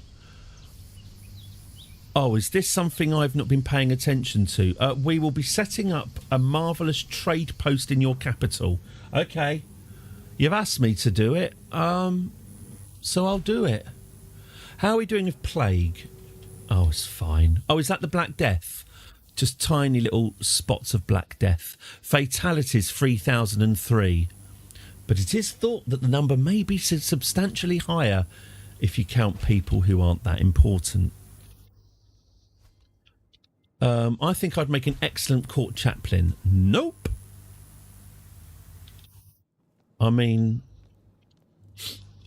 fair enough for asking. I can't fault your boldness. So, who's running Alba these days? Who should I be talking to? Oh, King Cain the Hammer. He's been doing it for ages. He's currently fighting Norway, Samagisha, and Lithuania. So maybe the time to attack him could be now.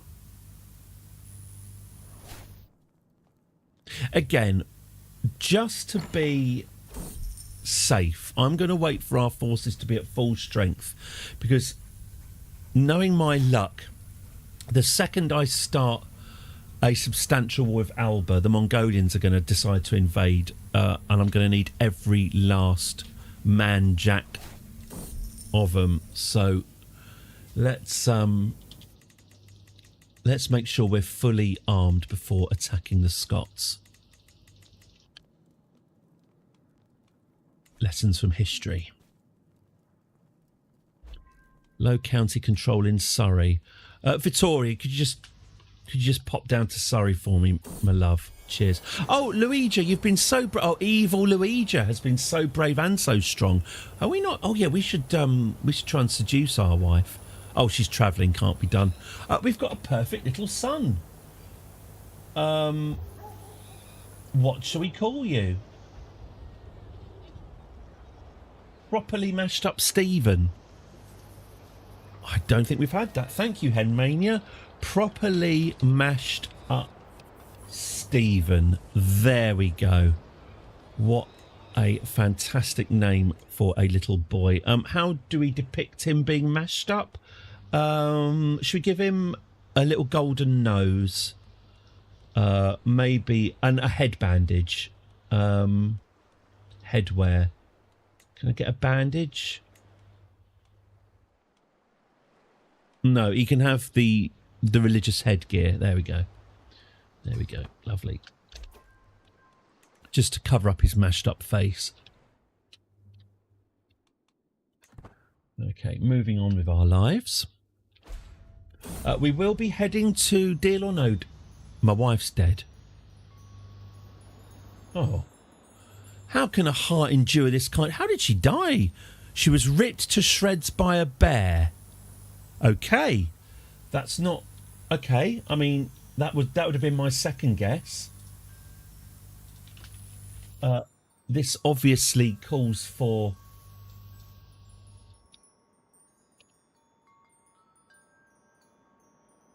So this is literally... Oh, how awful. This is me finding out the news.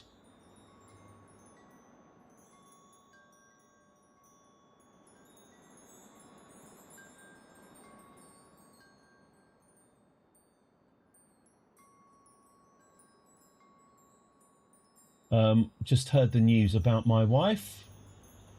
Oh, how awful. Did he at least die painlessly? To shreds, you say? Well, How is his wife holding up?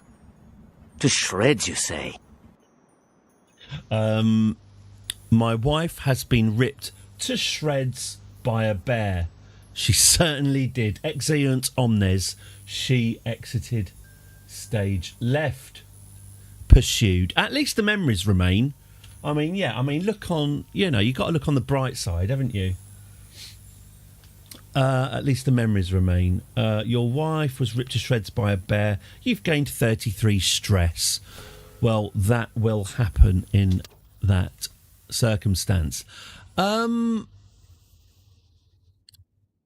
a stressful time. Do we have enough money yet for a coronation? I don't think we do we? We need to be getting on with that.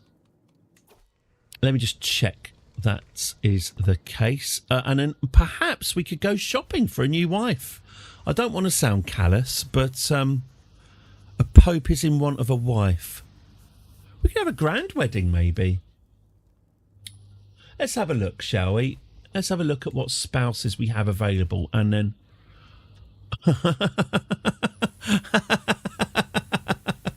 Wow. Wow. Okay. If I choose this 9-year-old, also albino girl as a wife, she is charming.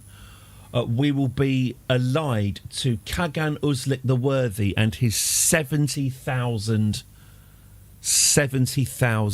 troops. Quite hard to turn that one down, isn't it? I said I would turn this over to democracy. I've changed my mind. The fact that she is also an albino is amazing, which means we're going to have a large litter of very pale children. Fantastic. If we were to have a grand wedding, she's a child. We'll promise that the grand wedding will be held. Let's promise a grand wedding, shall we? It would be nice to push the boat out. Let's send a proposal. I will not actually be married to a child. We're not on kick. When she is 16 years of age, then she will be married to the 40-year-old Pope, and there's nothing wrong with that.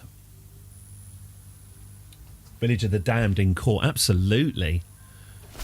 Do like a bit of Crusader Kings eugenics. I'm gladly accept your betrothal proposition. You'll be betrothed. I also look forward to the promised grand wedding. Try not to disappoint me. With your 67,000 troops, I will not disappoint you.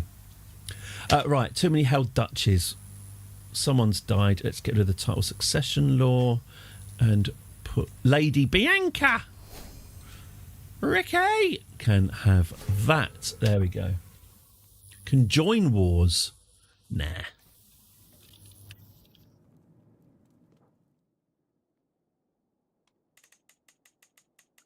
Still trying to raise enough money for a coronation here. The ebb of coin is at a low tide, and it's harder and harder to find the funds necessary for my plans. Huh. After many not-so-subtle hints at the benefits of well-placed patronage and uncomfortable necessities, my courtier, Felici, at last speaks plainly. Great Augustus, while wearing the porphyra is an imperial prerogative, it is not unknown for such rights to be leased to committed subjects. So this is the right to wear purple, which was something they got Thomas Cromwell for.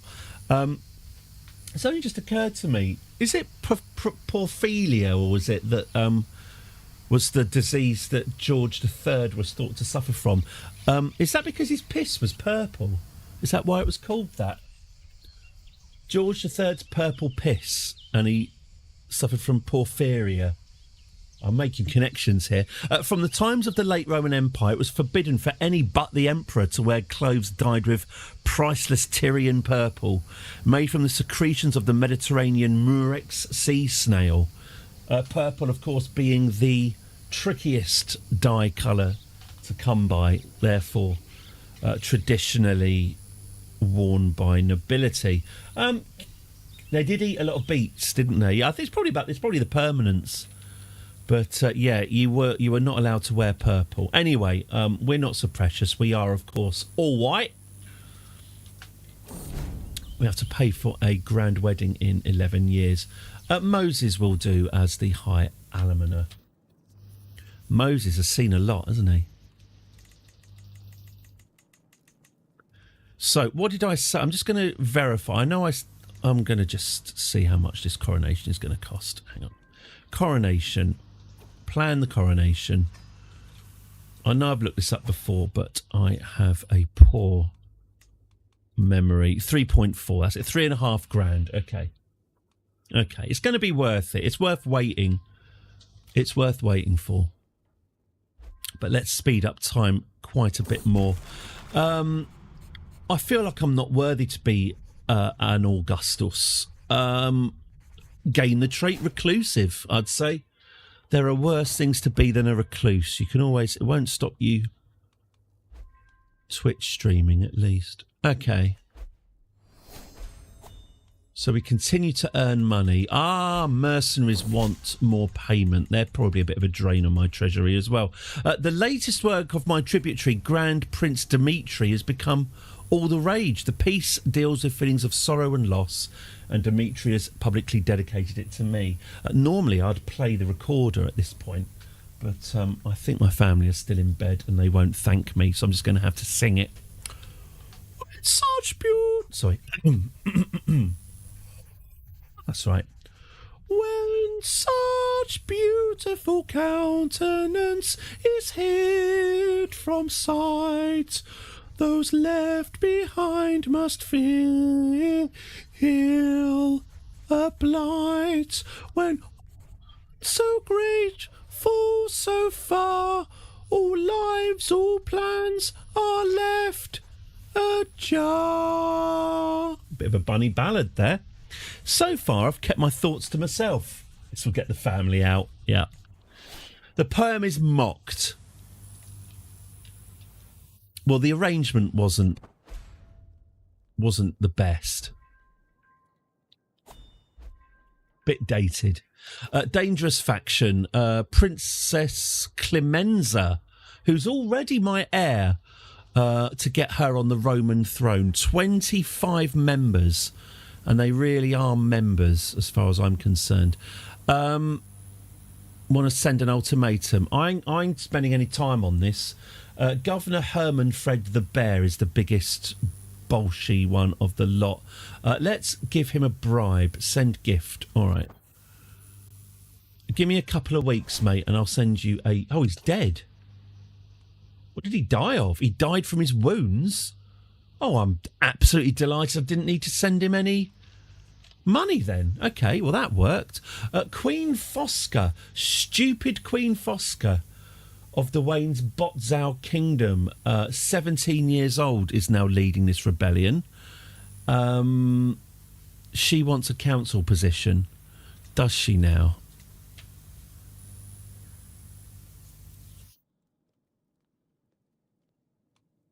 Well, there's no room. You can't have one. Okay. Can I get this stupid queen on side with... I could give her a... I could grant her a vassal. She probably will take kind of to that. Would you like a vassal? Yeah, but she hasn't changed her opinion of me. Okay, I'll send her a bribe. Yeah, that'll do it. 150 quid into her pocket does seem to have called her heart. 17.8%, 12.6%. Okay, so Duchess, the eccentric Duchess Desiderata is also fanning this rebellion. Let's get her bribed as well.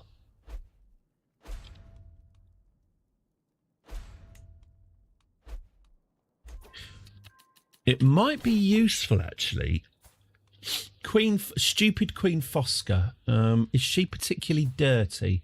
No. Actually, Desiderata is even less dirty. If I go to Queen Fosca and send my spy master to Queen Fosca's court. Maybe we can find something weird that she's into and we can blackmail her and stop this rebellion. As for you, Desiderata, can I bribe you? If I give you 150 quid, yeah, that's going to change your attitude as well. That's good. And if I gave you a vassal, would that also lighten your heart? I really do have a lot of stuff to give away, and I'm happy to do so. Look If after it means Mr. Bond. an easy life. See that some harm comes to him. Look, Hugo, your problem is that you make things too confrontational, too complicated. Sometimes a little bit of bribery is preferable to tying up your enemies beneath the nozzles of one of your big rockets. Well, I can't be bothered to find a vassal for you. You can have some khaki old shit that I've got lying around. Do you want Excalibur? No, even she's not that stupid to accept that. I don't know, some book or other. You're not that into books. What about this prize ring? Oh, you want that? Oh, you want Zucchero's prize ring? That would please you greatly. Well, you've asked me to do it, so I'll do it. Congratulations. Okay, now hopefully that has placated that faction to an extent. Let's carry on saving for a coronation, because I think our espousing our legitimacy is probably going to improve everyone's opinion.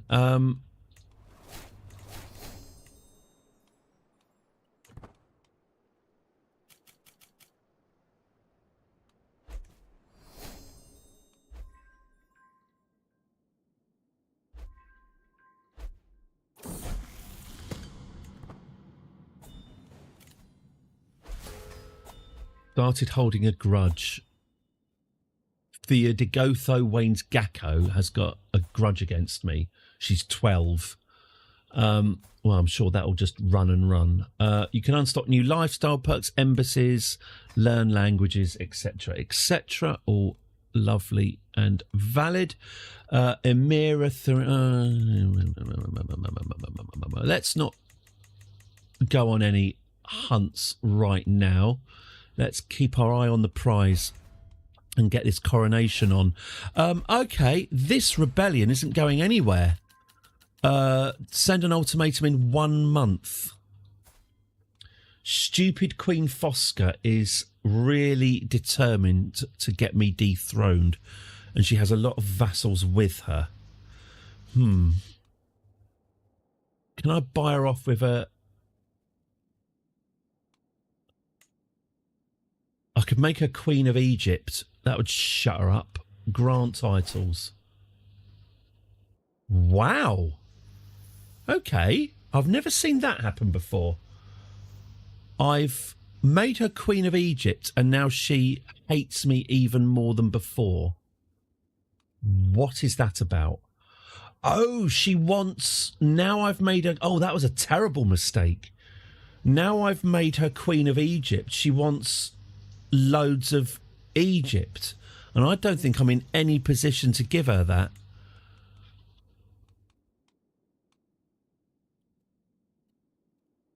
That was a disaster.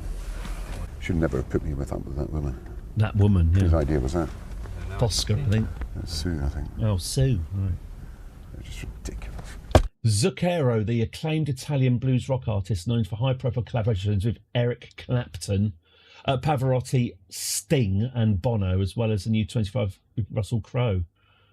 Zucchero, I do know. You say something he's done, I'll know it. I knew I'd heard the name Zucchero before. Anyway, laws. So I'm about to have a massive rebellion led by this... Well, led by the Queen of Egypt. I just gave Egypt to, and she's decided to double down her hostilities. Sending an ultimatum within 5 months. Well, make up your bloody mind. I'm of a mind, actually, to get this rebellion going now. Or maybe actually, maybe the coronation might delay them. That's him, Senzo Nada. That's it. Thank you very, very much, almost. That's exactly who it is. Thank you. That saved me quite a lot of wondering. Thank you. Bringing the multicultural Roman Empire comes with its own set of challenges. My steward suggests I could significantly improve relations with my Barani French courtiers by learning Barani French. Why bother? Says the Pope, and I am inclined to agree. Seek indulgences. Yep, that's great. We just need another 200 quid and we can start this coronation and hopefully wow our vassals. Paul Young, whose champagne I stole when he was in a cubicle with some other people. He seemed busy. He seemed busy and not into his alcohol for some reason. So down the trap it went. You're known for your dedication to your faith. Awesome. Being Pope, that's kind of the bare minimum, but I met the Pope the other day. He's quite religious. Seems to be really into religion. I think you should stay out of politics. Soft on crime. Okay, that's it. Let's get this coronation on. Let's enter Coronation Street. Good. Here goes. Coronation. Plan the coronation. Confirm. In the Vatican, we are going to have glory and splendour and lavish banquets. And the purpose is to impress the attendees.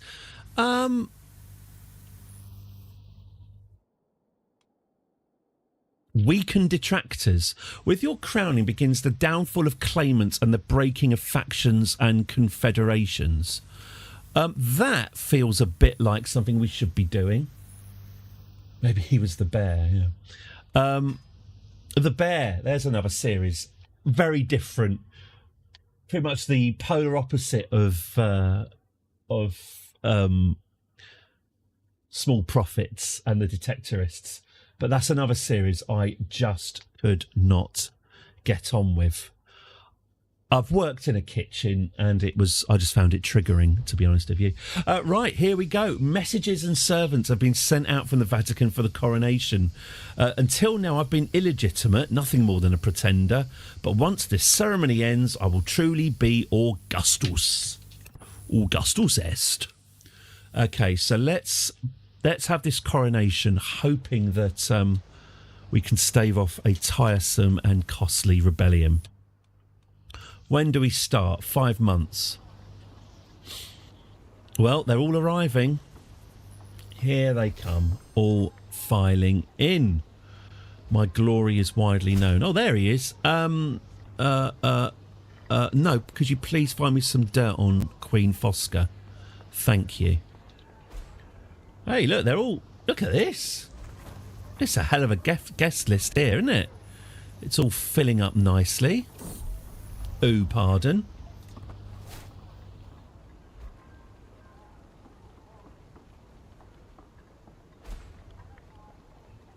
Oh, a lot of clapping and smiling going on. I've got a good feeling about this coronation. I think this could be a good one. Especially since it's quite heavily spite-based. Not so much a celebration as a denigration. Moses Naaman, there he is, feet under the table. I still need to look at how the life of the real Moses Naaman, see how it compares to the life he's lived here. Okay, 23 days until the start of our coronation. Let's go.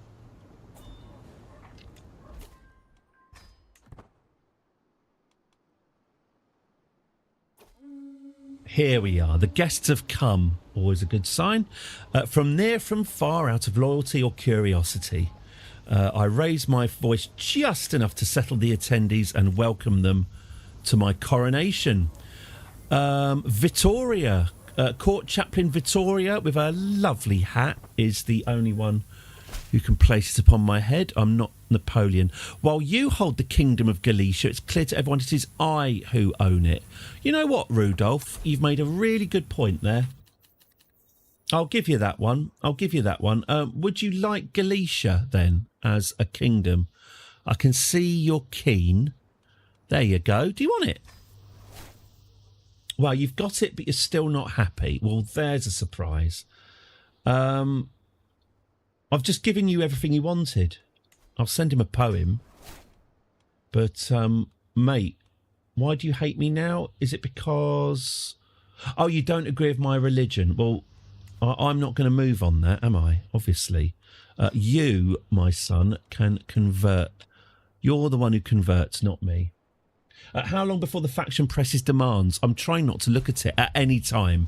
At any time. I think this coronation to suppress the detractors might have become too late. Vermin eye us evilly and plot your downfall. I'll thrash Emir Tahir of Tahert, make no mistake. Tahir of Tahert, empty your lands and your armies. There you go. You have my permission.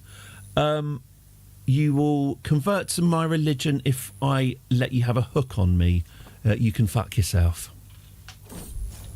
Is the message coming out of the Vatican. Princess Clemenza has been silently seething all evening, but finally bursts as I reach for the almond eggs. I can't understand why you granted the Kingdom of Galicia Volina to King Rudolph. No, you know what? Forgive me, Clemenza, it's yours. I take it back from King Rudolph. He asked me for it, I gave it to him, and he's still a prick. So you're right, Clemenza, there you go, you can have it. In for a penny, in for a pound, honestly. Pope Quackers, Governor Audon approaches me with open arms. But you've asked me to do it. Yeah. So I'll do it. He smiles coolly and takes a sip of spiced wine before continuing. Your guests are eager to hear all of the install Vicereine Clemenza on the Roman throne, but fear your retribution. As well they should. Allow us our rights as vassals. Let us speak of our grievances freely. So I can either spit at their feet or I can give no response. But if I give no response, more of them are going to join the rebellion. Is my reply to that. And I think that's fair.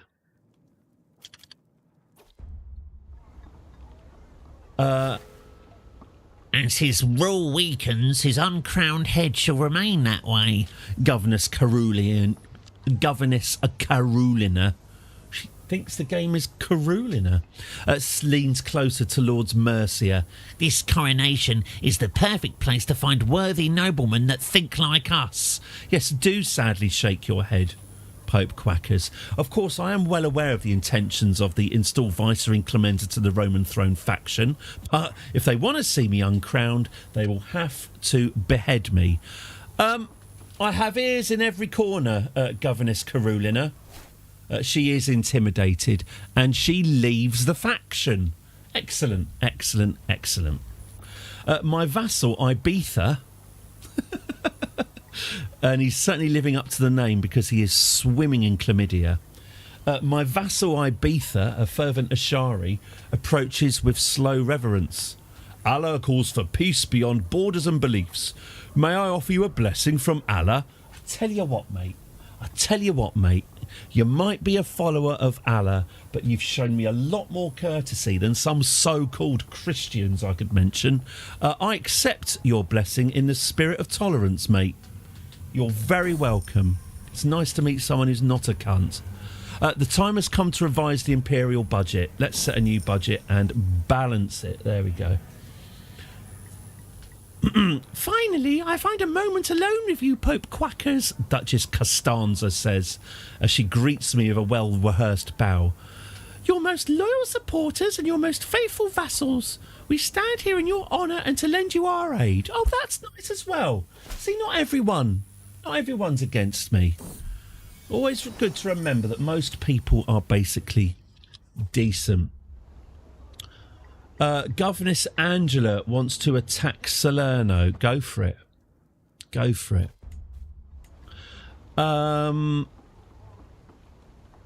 Yet more kind tributes from my vassals. My great vassal, Vicereine Lipperk, is here. She's put a top on. Wonder why she's done that. Her presence here is a sign of support, of trust, of shared bond of blood. Kill Jester. These words have guided Waynes through generations. Yeah, and for good reasons. Our ancestors have carried it through thick and thin. Whether together or alone, it's up to me to carry them further. I'm very pleased to see you here.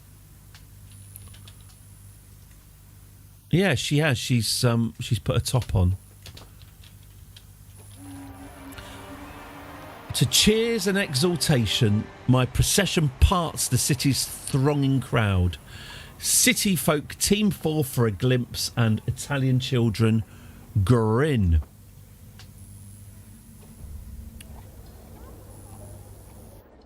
I will say the words. They are my vassals. I am honoured.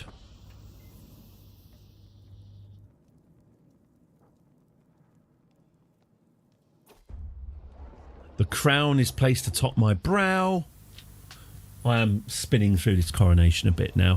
And the assembly watch me. Whether or not they're sat on the floor, on the gymnasium floor with their legs cross-legged, isn't stated, but I am addressing the assembly.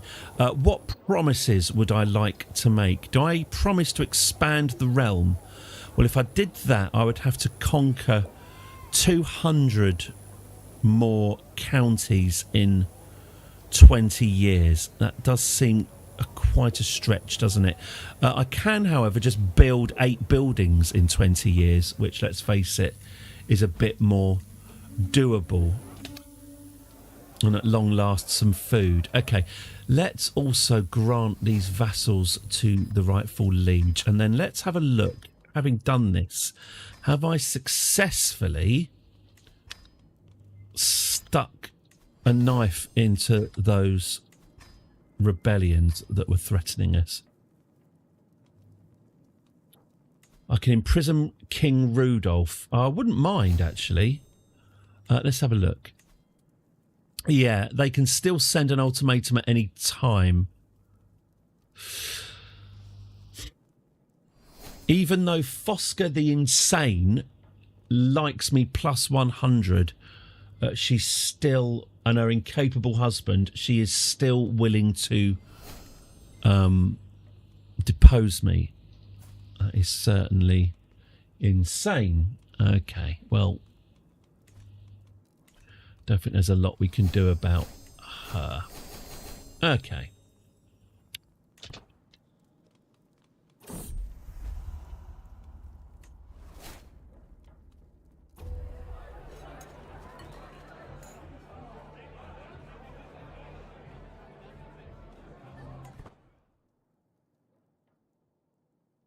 So I am kind of expecting this rebellion to kick off at any moment.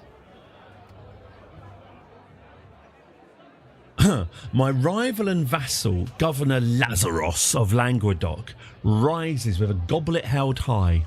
In a solitary tone, he proclaims, "Your Grace, under that resplendent crown, I see an Augustus so implacable, few can claim as many adoring subjects." Crowd laughs.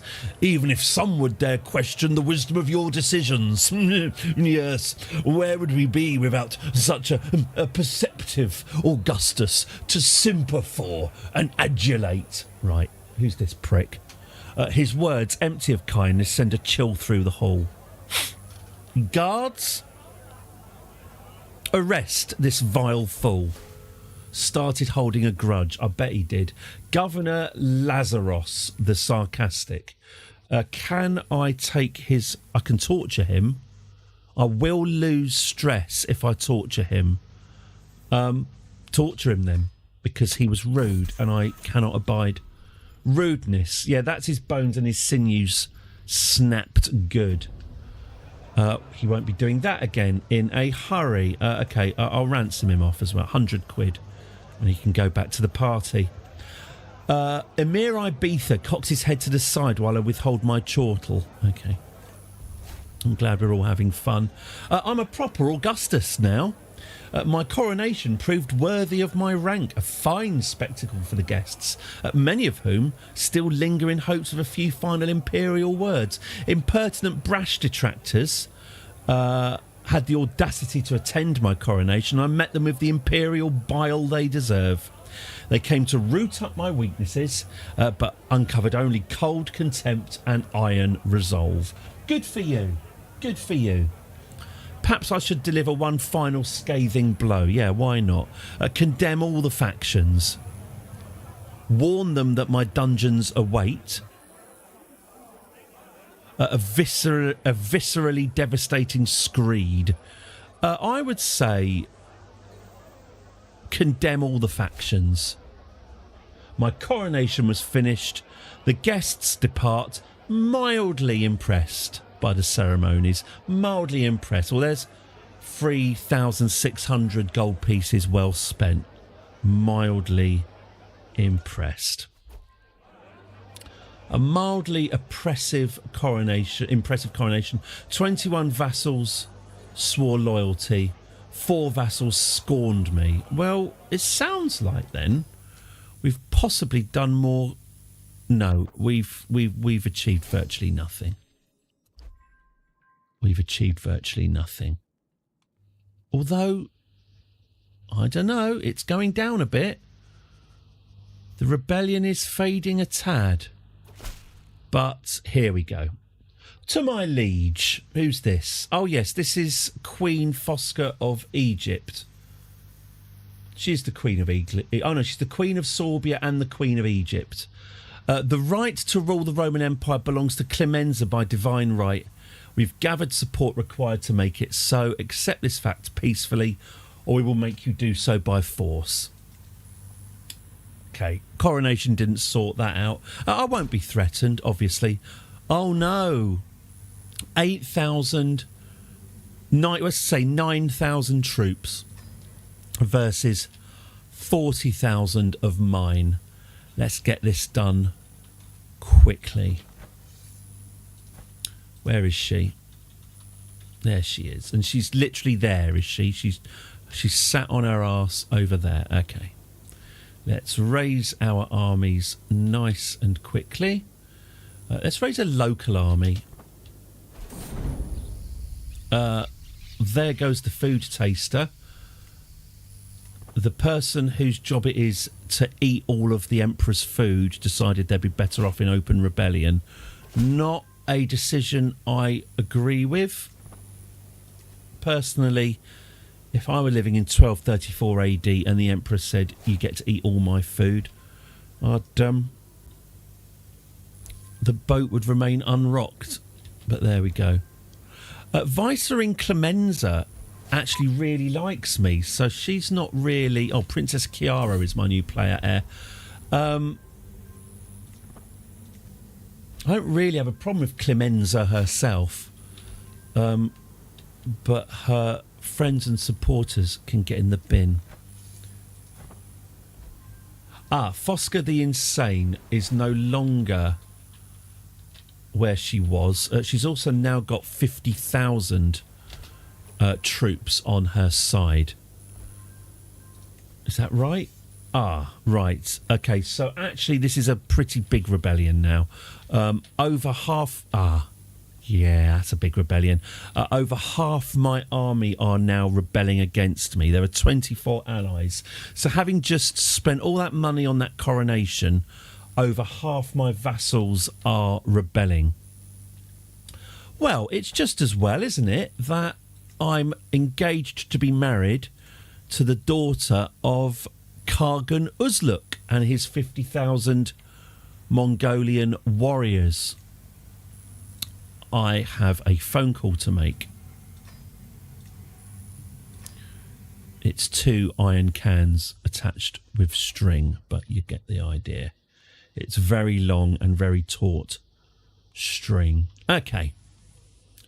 Let's ask for some help from my future father-in-law.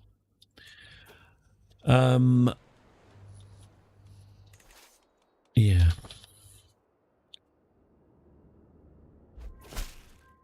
Well, we'll take the capital city of the rebels first while we're in the area, and then we'll have a look at capturing what's her face. Getting her under lock and key.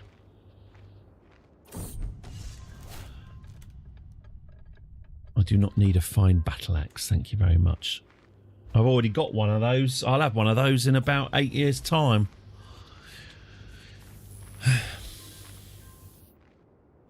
Apologies for the slightly dodgy frame rate. My vassals are still trying to work out who they want to replace me. Let them discuss it. Really should be starting Deal or No Deal soon. I will keep an eye on the time. Promises have been made. Bring men from Spoleto. It is simply a lean time. Yeah, I mean, you know.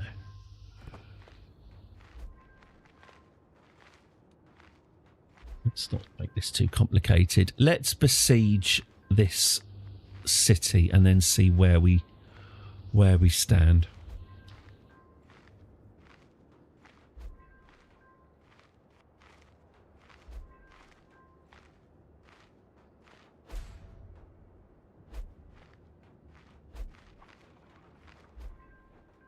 Did my father-in-law agree to help me in the war? I don't remember.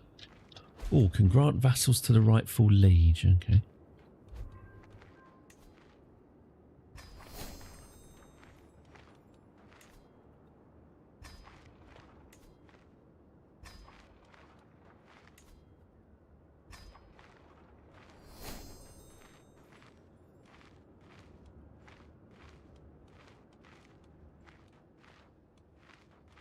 Okay, cracking. Right, back we go. Get this city besieged.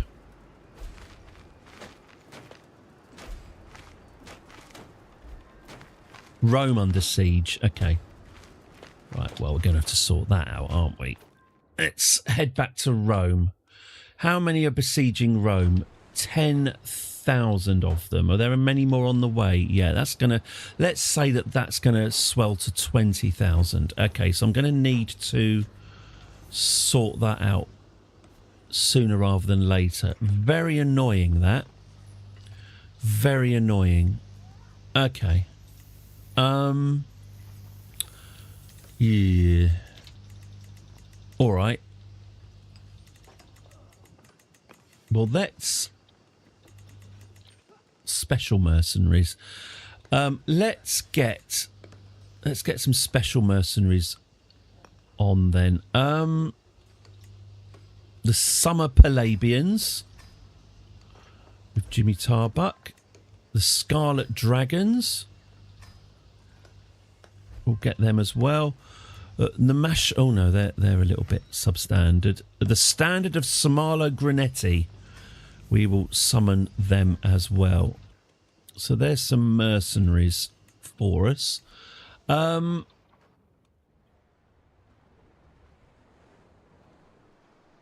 going to need...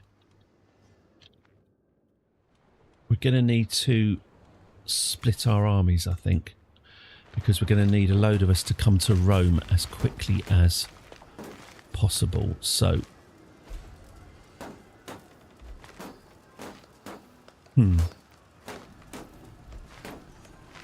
Let's get this lot merged.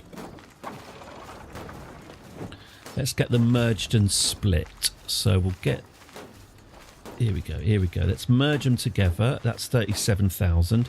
Let's split them in half. This half needs to get over to Italy as a matter of urgency. So you go. Do I do many legends? I probably should do the more OG butters. I know that they have positive effects. But in my head, at least, legends are still a little bit kind of woolly compared to spending money on armies and so forth. So I tend to do a legend when I'm feeling flush with cash. And I don't really have anything better to be spending the money on. Maybe it's something that could do with me investing properly. But as I say, I keep forgetting about them as well. They feel more soft power than, armour and swords, don't they? So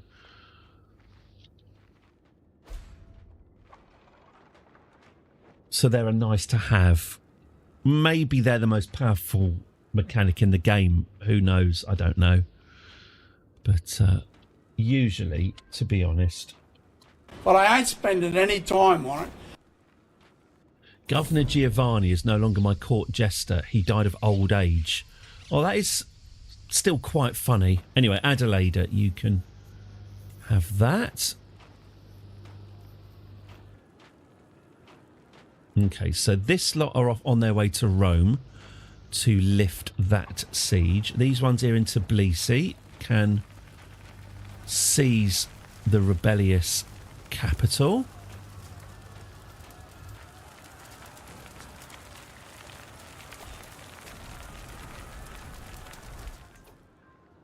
%8 on the war score. Indulge in drink. No. In fact, if you can not do that as much as possible, you will live to a much older age. I captured Queen Fosca's husband, King Pandulf.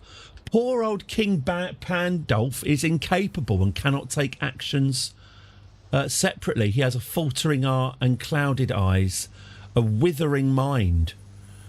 He's infirm and he's incapable. I wonder if he can feel pain. Should we find out? I gained 34 stress because I'm just.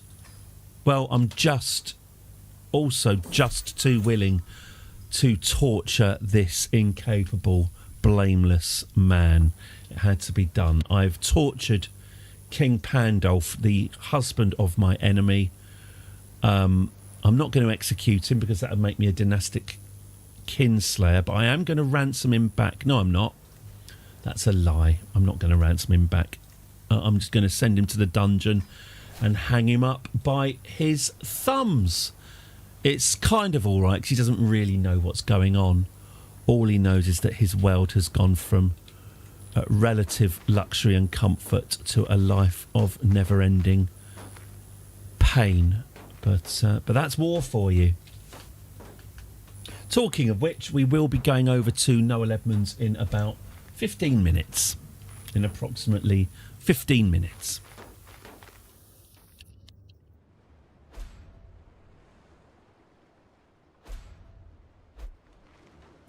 Oh, King Pandulf has died in my dungeons. He didn't suffer long. What we got back didn't live long. Thank goodness.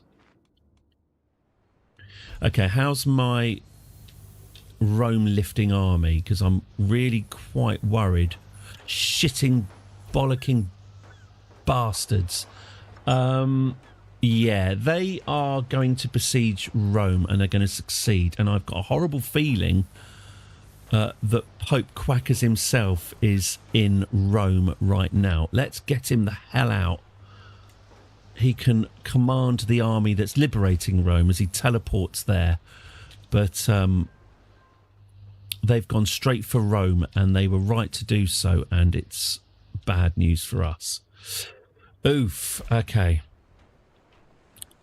What they are probably going to do is they're going to go into my throne room and steal all my stuff.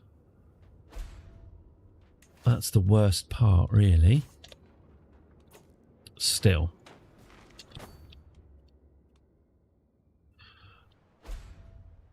We can only go where we can go.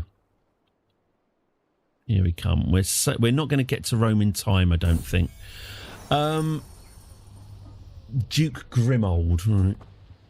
Thanks a lot for that, Duke. I'd like quite a bit more money. But okay.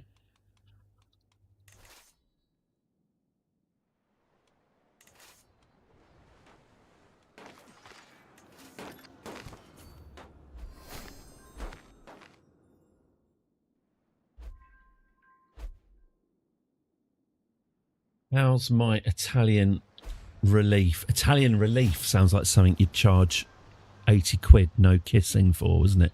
How's my Italian relief coming on?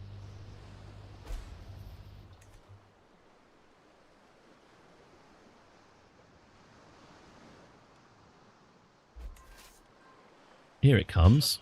And in fact... Oh, they've fled! Are you... Oh, no, they haven't fled. They have, in fact... successfully besieged Rome. Very well then. Let's unbesiege it. What can be besieged can be unbesieged. Let's do that. We've arrived too late to save the first wave of casualties. My vassal Emir Tahir, for example, was caught napping, but here we go. Let's liberate our city. A balanced economy, please. Thank you.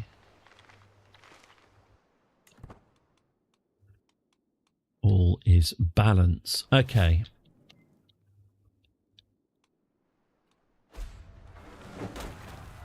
Meanwhile, this seems to be going quite well.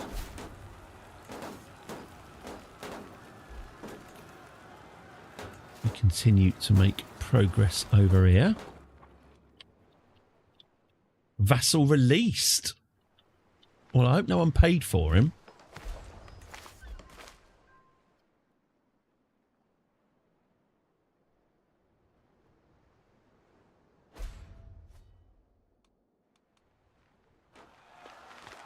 Here we go. So if we split you off and we go here and then... we can transfer Bianca to Lipwick. Oh, brilliant. Oh, actually, Marshal Lipwick, is she back in her battle armour? No, she has found a big woolly top. I think maybe it was the previous administration that was forcing her to fight topless. It was wrong then and it's wrong now. And I'm glad, that's the party line, I'm glad that she's regained her modesty. Let's usurp the kingdom of Blemia. We can create this duchy. We can create da-da-dum-dee-dum-dee-doo. We can ransom prisoners. Yeah, let's ransom prisoners because that'll impoverish them and enrich us. Too many held duchies. I'm inclined to agree. Okay. Now, where were we?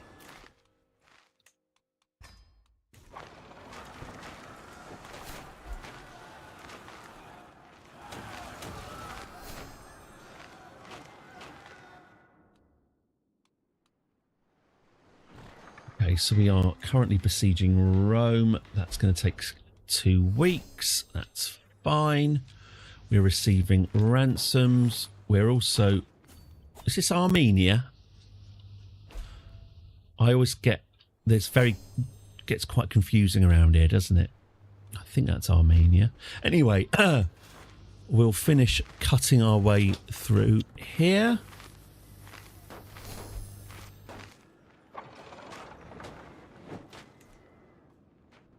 Get that sorted. Meanwhile, are we lifting the siege of Rome? No, we're standing still. That's annoying. Quackers has shown an affinity for scholarship from an early age. Good for him. Maybe one day he will also be Pope.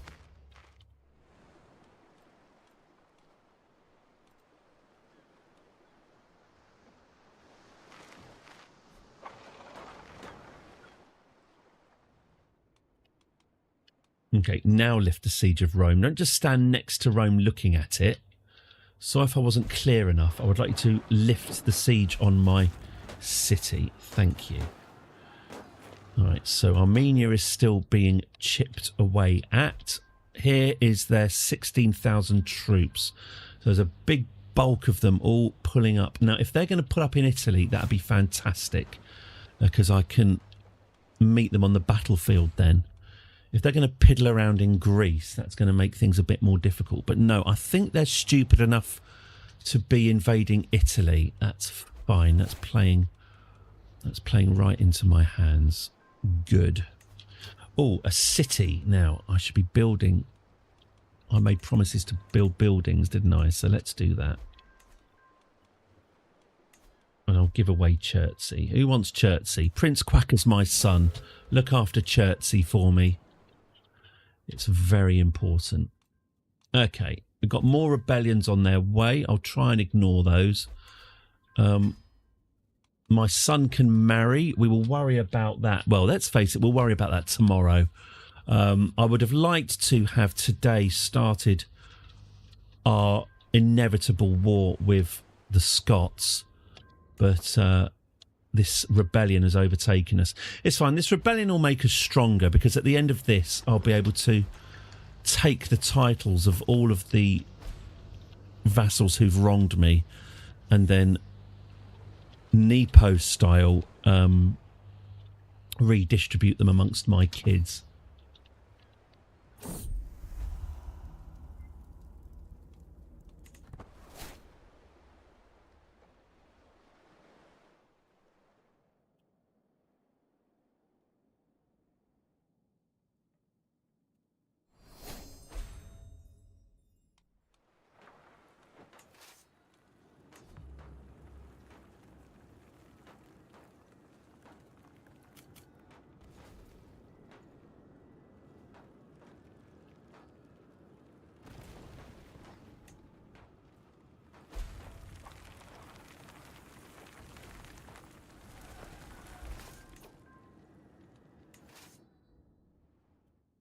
Good. Okay, well, that's Armenia dealt with.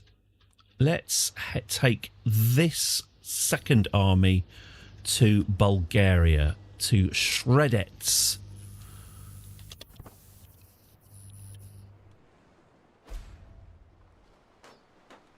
Shredets. That's I'm not gonna insult any of us by trying to do a kind of shreddets joke there. I'm not happy about it. Your cousin Viceroy Clemenza is your new player heir. Blameless Clemenza. And they're currently trying to stick her on the throne. Hopefully one day it won't be her, it'll be my son Quackers. But that's a way off. We still have this rebellion to sort. The game's going to chug a while as they decide to abandon Princess Chiara and get Clemenza on the throne. Indecisive. This is a bit of a problem with democracy. There are a lot of floating voters. Let's just let their indecision pass.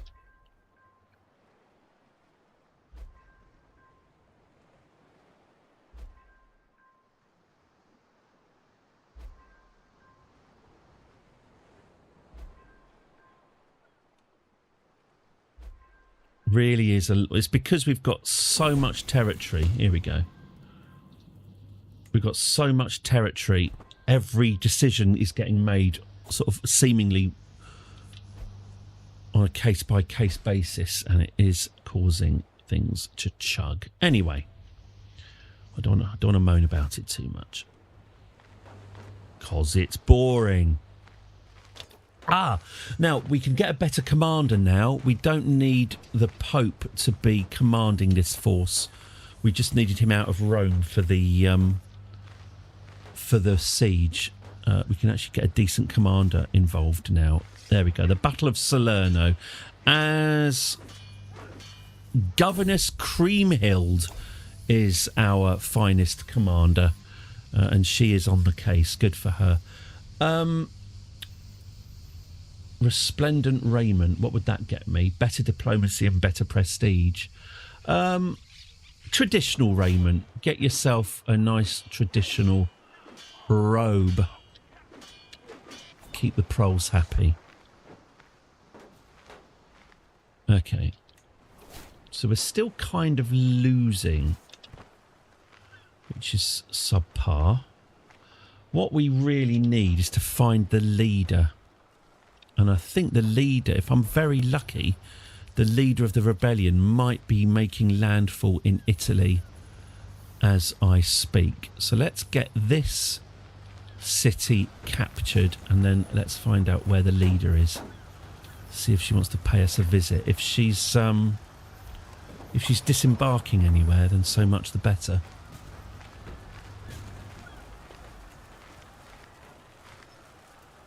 Who wants the Magistry of Burgau, by the way? Beaumenu of Burgau. There you go. It's alliterative, so it must be valid. Okay.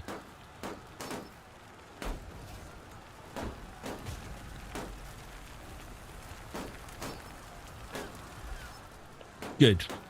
That's Salerno taken. We've also got some... Oh, good. We've got a baby hanging up by her thumbs. Are you wanting to buy this? Oh, that's the only... In fact, the only prisoner we took was this balanced baby. Well, she certainly is balanced. She is hanging up by both thumbs. 10 quid ransom. A quick tenner. An easy money. There we go. Ah, here we go. 43,000 troops are on their way. Good. Well, let's get ready to meet them. They do outnumber us, which is a bit of a worry. How's my Armenian squad doing? Ah, yeah, the Armenian squad are still journeying to Hungary to take their realm from them. Okay. Fine. I'm aware that we are now due Noel Edmonds. I'm going to try and get... Oh, hello, Sergei. The glint in her eye intrigues me. It's her eye that you're looking at, is it? The two on her chest.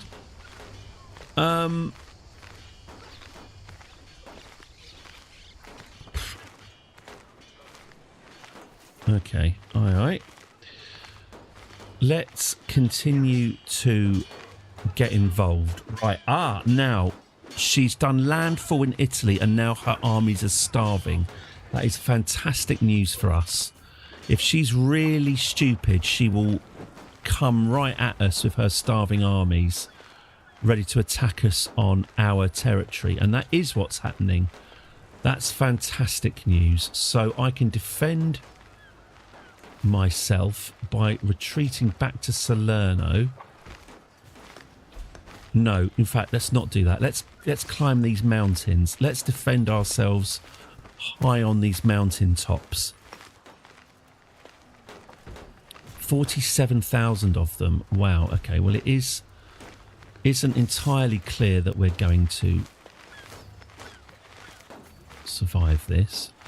Are we better off? Yeah, we're better off going back to Salerno.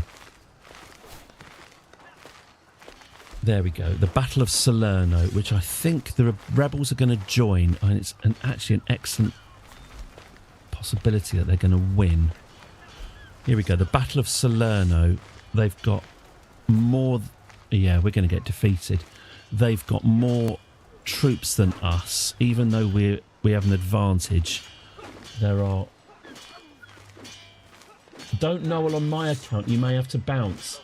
Hey, you know what, almost, since you're the only individual here with any enthusiasm for Deal or No Deal, if no one else objects then, maybe we can knock Noel into tomorrow.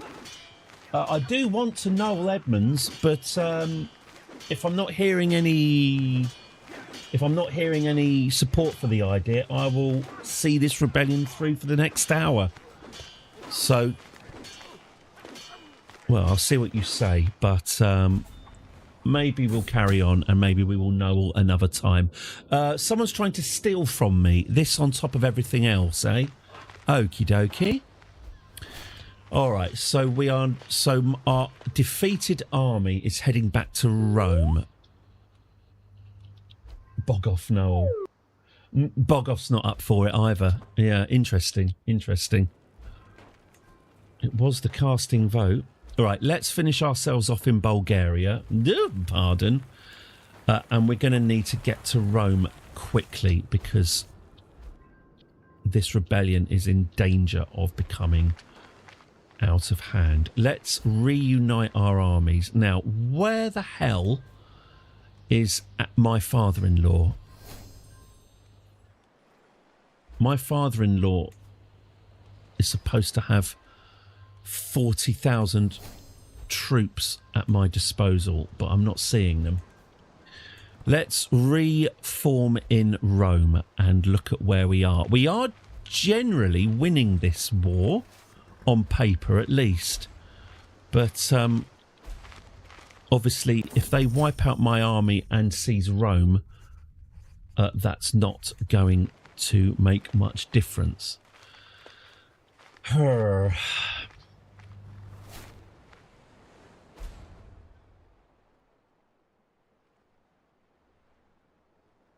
Mark Vart is also attacking my vassals.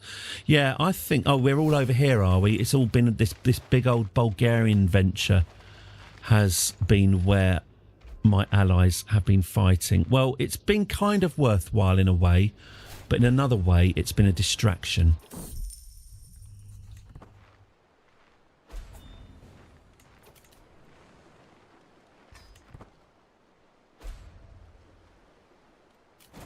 I'm not worried, but I am concerned. We also have more factions. Oh, right. The more... Oh, Sodom. Eterna will be a great city. Yeah, we've got various nomads who, despite their name, seem to be pretty mad at me for perceived slights.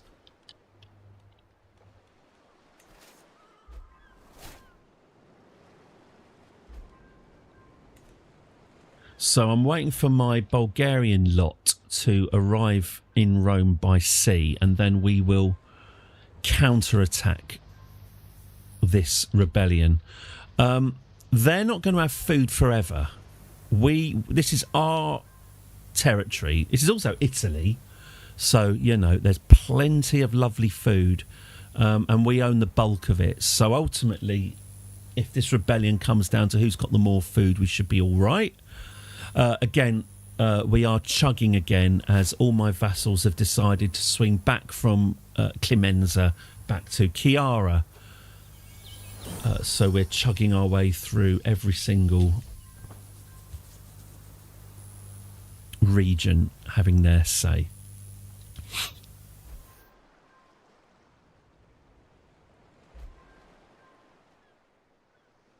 So the chugging is not, I don't think it's my computer's fault. I think it's just the literal size of our empire and our administrative system. Do I have primogeniture yet as an option? Because that would uncomplicate things. Well, even if we did, we're not going to be able to change it in the middle of a war. Where are these Bulgarians? Where are these Bulgarians coming from? Bulgaria. That was a disaster. Should never have put me with that woman. Whose idea was that? Who, I think? Sue, I think. Yeah. They're just ridiculous.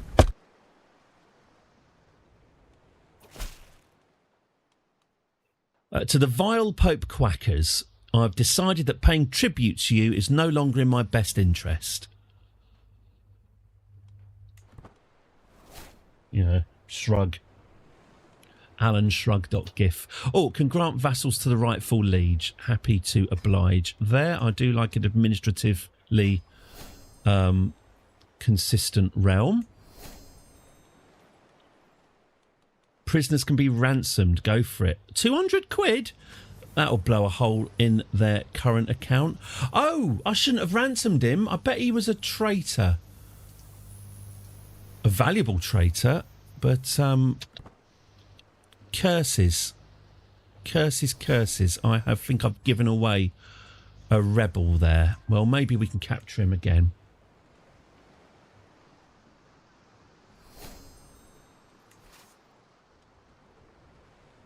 Ginevra, my vassal and commander. Ah, here they come. Here come the Bulgarian contingent. Okay. Gathering in Rome. Here they are. There we go. Grab yourself a couple of apples or whatever and let's get down to business. Here we are. The cavalry have arrived. Okay. Well, we could invade Lanciano while we're here. It would give us something to do while we get our land legs back.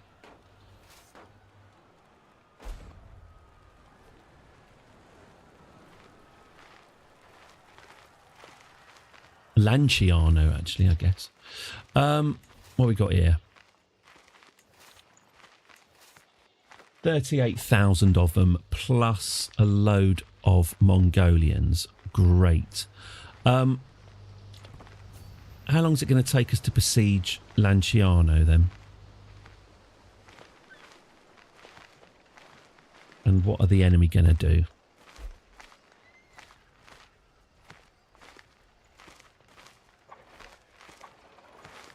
Three months, although we do have many trebuchets to enjoy.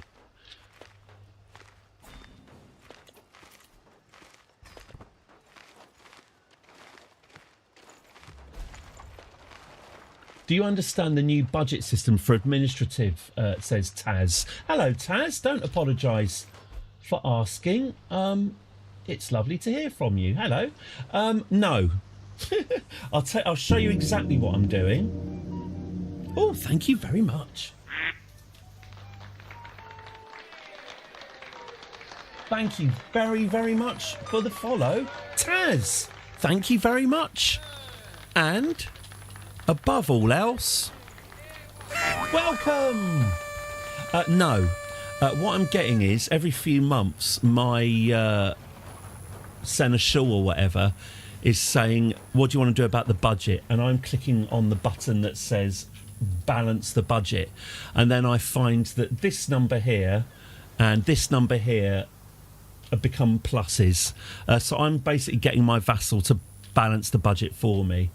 I'm sure that if I spent the time and effort I could work out what the mechanics are and work out a much more efficient way of doing it, but that's not great content, is it? So I'm happy for as long as these numbers are going up, I'm pretty much happy.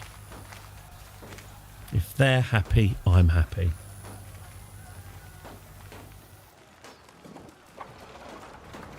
I mean, it might be the reason I'm outsourcing the budget might be the reason why I'm facing this giant rebellion, but I'm unlikely to learn my lesson.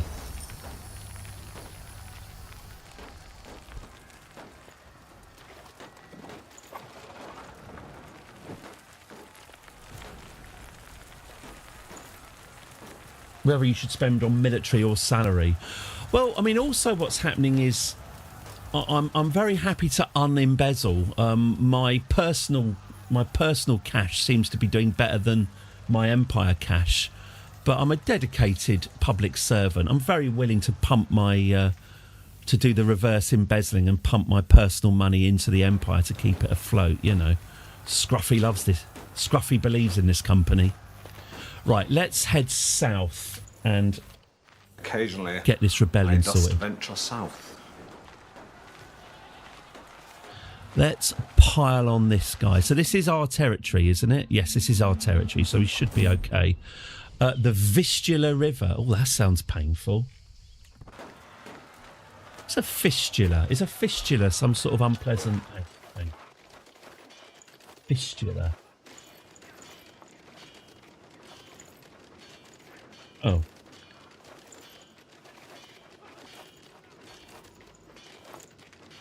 It's an abnormal connection of two body cavities. Oh, yes.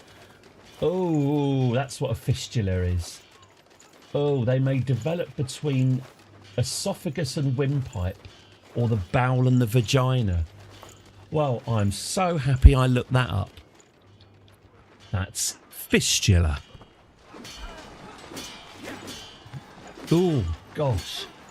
Oh, no. No, no, no, no, no, no.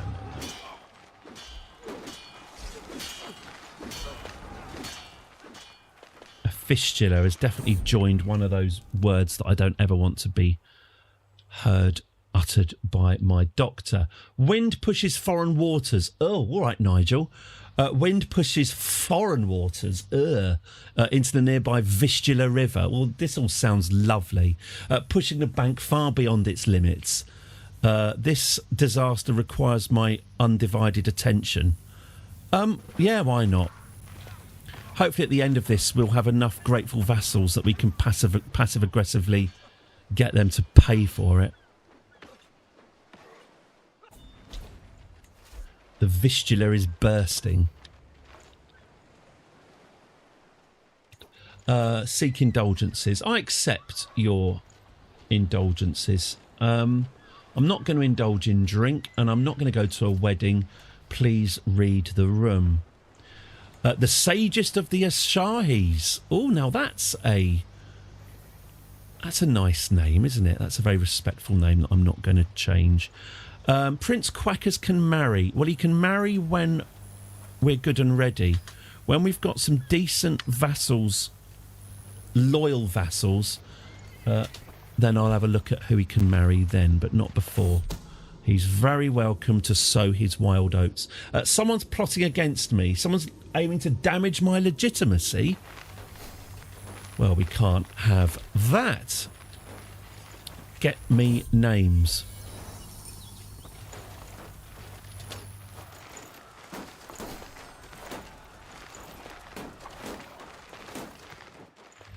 Okay. Well, if we lift the siege here as well, at least we can get our territory back, and then we can go on a nice, vengeful march. What a sight! It said there are 200 gold rooms. Sorry, there are 200 rooms inside, and all their doors are made of solid gold. And in the basement... greetings, Your Majesty. A woman as plain as could be. That's not very nice. Bona the wandering antagonist, and her lovely child Giselfu. A woman as plain as could be stops in the middle of my garden. A small child is hiding behind her clothes. Well, presumably that's little Giselfu. We were just having a tour of the estate, and the locals are marvelled. Oh, so she's having a little wander around and she's bumped into the Pope. Well, that's a pretty sweet day, isn't it? We must require some contributions, apparently. The waters of the Vistula River have returned to normal. Oh, good. My fistula has been clogged up. Duchess Laura, you're well into land drainage. I would like to ask for your help. Housing reconstruction. Having reconstructed your top, I'll ask you to reconstruct some houses. And aid for victims. Governess Kiara, people keep on telling me you should be Pope. You can get onto that as well. And what does that leave us? Refugee resettlement, which is going to cost 10,000 gold pieces, and no one is willing to stump up for that. Well, that's a shame. Shame on you. Shame on you. I'm not paying for it, but shame on you.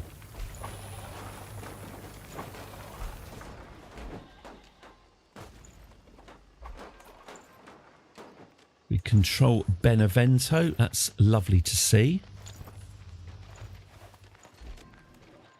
Oh, an army of 3 is on its way. Sorry, lads. Something's come up. Something quite funny has just come up. I'm just going to take a quick detour to attack the army of 3. Have a lovely afternoon almost, Matt. Enjoy the mediocre to poor weather. Have a lovely rest of your bank holiday. See you tomorrow, hopefully. I'd like to become a witch. Let me tell you something about Quackers II. It's good here. Oh, I'll look forward to that tomorrow then. You're like a little preview of my meteorological future. The Battle of Ariano, the Battle of 3, yeah. Turns out you need more than 3 to take on the Pope's army. Here's 2, what look like very important people desperately trying to flee into the sea as we bear down upon them. Here we go, Taz. The time has come to revise the imperial budget. Let's set a new budget. A balanced economy will serve us best. And that is the extent of my economic management. It seems fine.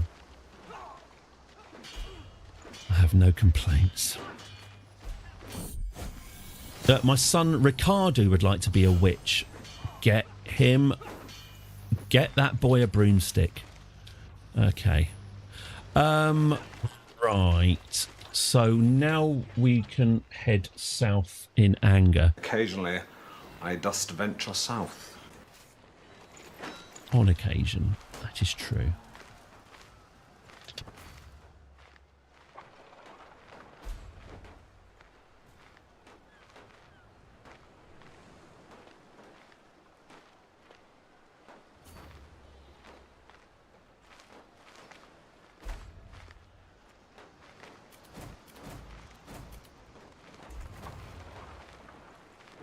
Oh, we can end my regency. Absolutely. Get the hell out of here, Clemenza. Did you enjoy it?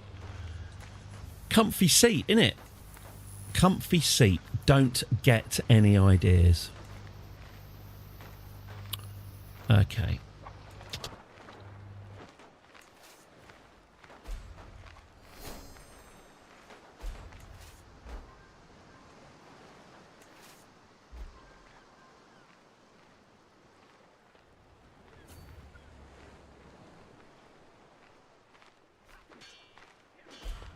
The Battle of Barry, as seen at the World Bowls Championship.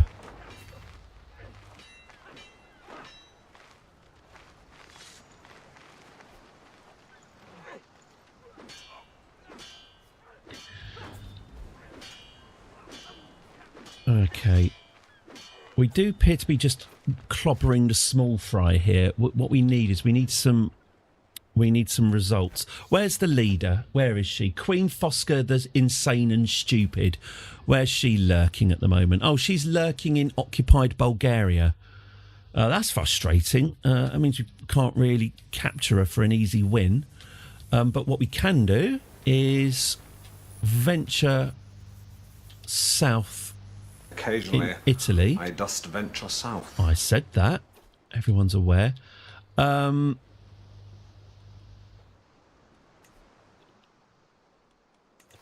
Let's grab a load of Italian. Ah, here we go. 17,000. Oh my God, they're besieging Rome. Well, they're bold. I'll give them that. That is.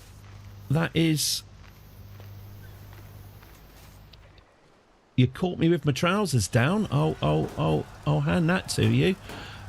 We should hopefully get there before Rome falls. That's embarrassing. That's embarrassing. I took my eye off the ball there. Hopefully we can get back quick enough. What's this war about? It's about an hour long at the moment. Hello, Steelwinger. This is a install Clemenza on the Roman throne. 2/3 of my vassals rebelled to do this. There will be terrible retribution. Let's just say my kids are about to become the most Nepo of Nepo babies. There are going to be a lot of lordships going spare after the dust has settled here. A nice firm foundation for a relatively young pope. 38. And this will hopefully be, if we play our cards right in doling out rewards, this should be the last rebellion that we have to suffer. Anyway, let's get to Rome as quickly as we can. I've got a nasty feeling we've left this quite late.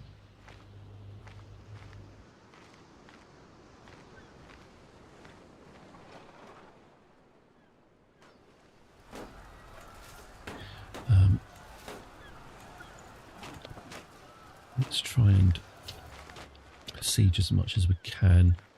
Yeah, it's going to be pretty close. I think we should get to Rome in time. But as I say, I should have kept a better eye on it.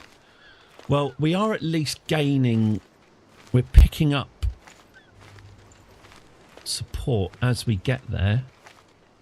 When's that due? 18 days. When's the siege about to be lifted? 35 days. All right. Fingers crossed that's going to be okay. Let's get this besieged as well. ABS. There we go. A diplomat. Quackers navigates the perilous waters of social interactions deftly. Well, good for him. I'm sure he's very proud of himself. You carry on liberating southern Italy. This lot are rampaging over the hills like particularly disgruntled Visigoths. And let's lay some smackdown on these pricks. Yeah, if you could disembark right on top of me, that would be especially funny. Oh no, they've decided against it. That's a shame. I don't like to see this Waynes on Waynes violence. The hot pink against the hot pink. We should be united against the common enemy. The Judean People's Front. Okay, well that's Rome liberated again. Should we go to Pisa? Have a look at the genuinely impressively leaning tower. Turn the Waynes against us. Absolutely. Absolutely, that's what's happened. I'm quite annoyed that that didn't occur to me.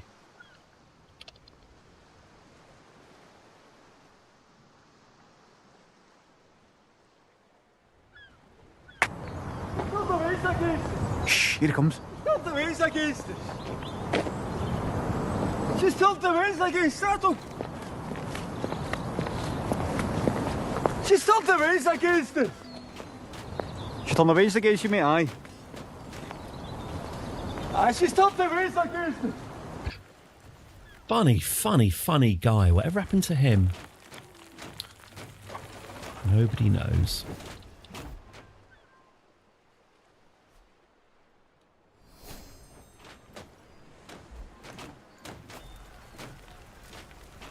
Okay.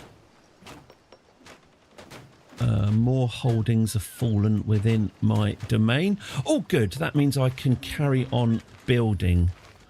Always be building. I did make promises after all. Guilds. There you go. Dover, Canterbury. Lower Lotharingia. We can give that away. Who's up for a bit of... Oh, usurping. Usurp, you say. Why can I not usurp it? Do I not own enough bits of it or what? All right.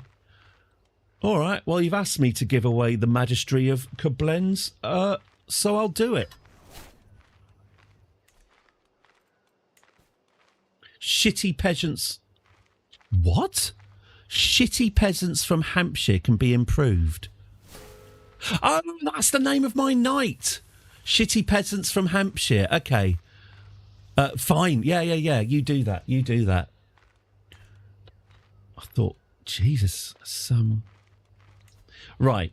Francisco, can I revoke your title? Can't revoke your title. Oh, your title, Francisco. You're not okay. So I can ransom you then for 100. Excellent. Giuseppe, I'll ransom you. Countess Volante. Now, can I revoke your title? She's not my direct vassal, but I'll keep her on ice anyway. Fausta, we'll get you. Mayor Utini, the Jawa mayor. Baron Hardup, we'll keep you there. Okay, all right, fine. By the way, I'm just going to go and get myself a quick drink of water because I'm very thirsty, but I'm going to lie and say I'm feeding the cats.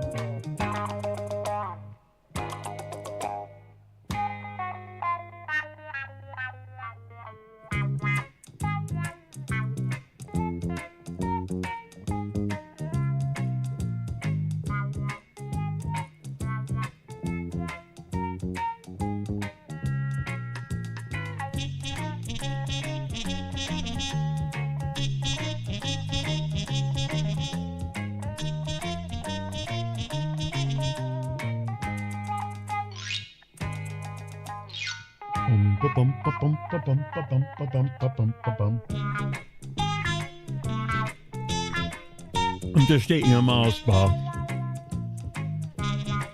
Be about 30 seconds.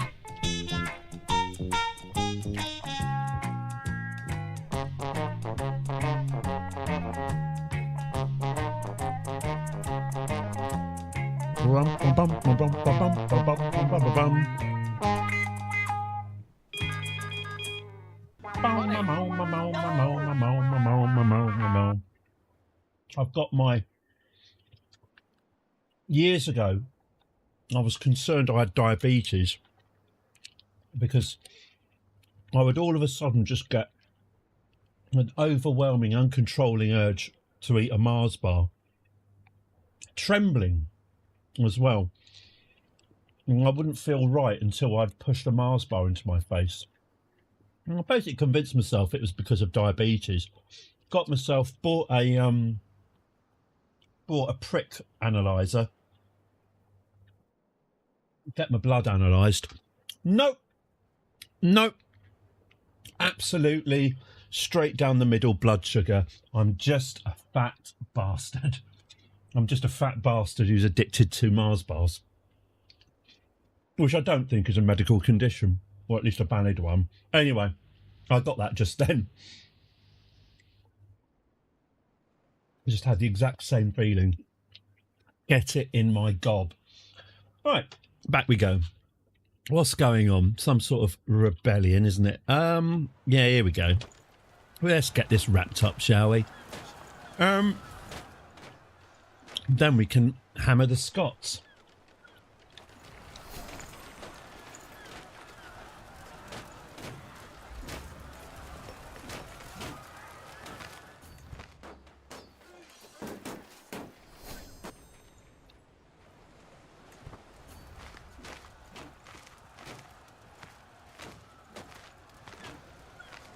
Got a whole ton of money, which is nice.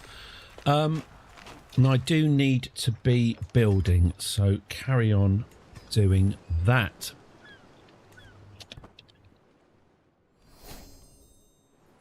Promises were made.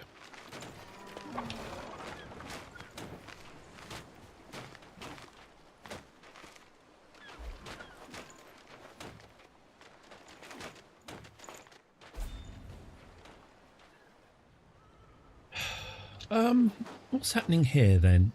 What's this army doing? Is it just standing and starving? Yes, that's exactly what it's doing.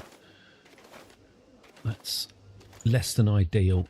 What could it be doing that's not standing and starving? It could be invading Fruly. Truly could be invading Fruly. Okay. On the waters with the chocky. I do have in my coat pocket an emergency Mars bar for my definitely not completely made up an insult to people who have diabetes. Obviously, if I eat enough Mars bars, it will become a self-fulfilling diabetic prophecy.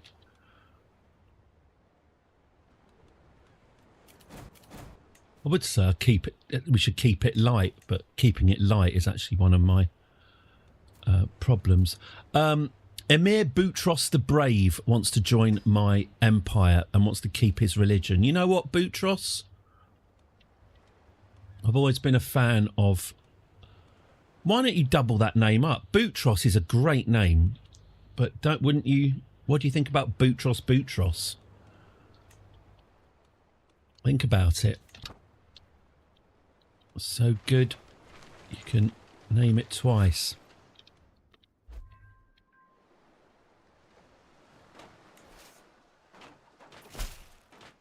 I accept your gracious offer of vassalization, my liege, says Boutros. Boutros. Good for him. Right, so this lot are going up here.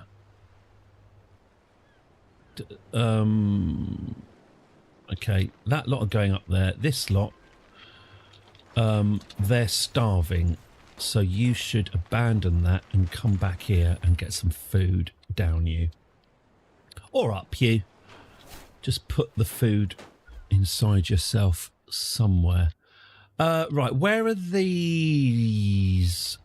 Where are these Western Europeans coming from? Oh, well, Western Europe. You're going to land somewhere hilarious, I hope. She'll never put me with that woman. Whose idea was that? I don't know, I didn't say. Sue, I think. Wouldn't surprise me. Ridiculous. So... Oh, Sue. What have you done?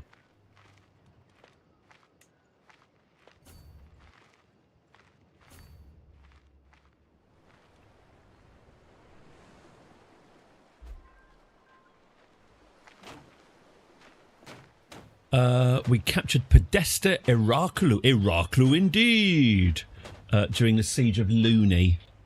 That's a very Noel Edmonds word, isn't it? You bunch of loonies.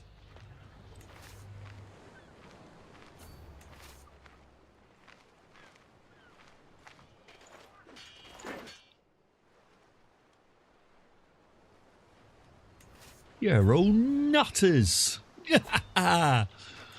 Right, keep taking the pill. Oh, men in white coats. Okay. As a paid-up member of the mental health community, I do not endorse Noel's somewhat cavalier attitude to good mental health. It's leader Burak of the Winter Foragers that's planning to steal an artifact from me. Well, forage an artifact from me, presumably. That's what he'd call it. Bring me his head, please. I would have his head. No, pardon. Bring me his bulbous, glistening head.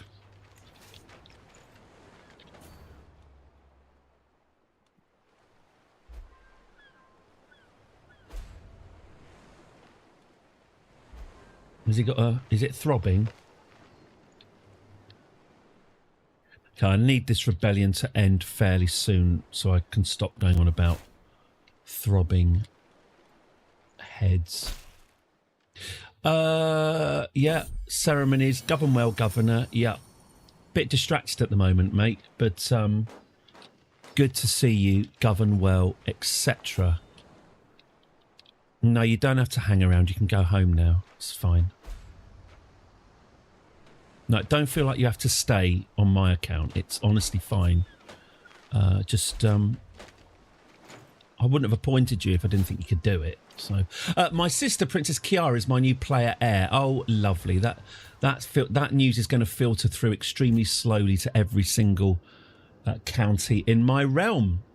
Princess Flavia, formerly fired from the council. We've come grovelling back to her. She is now our steward.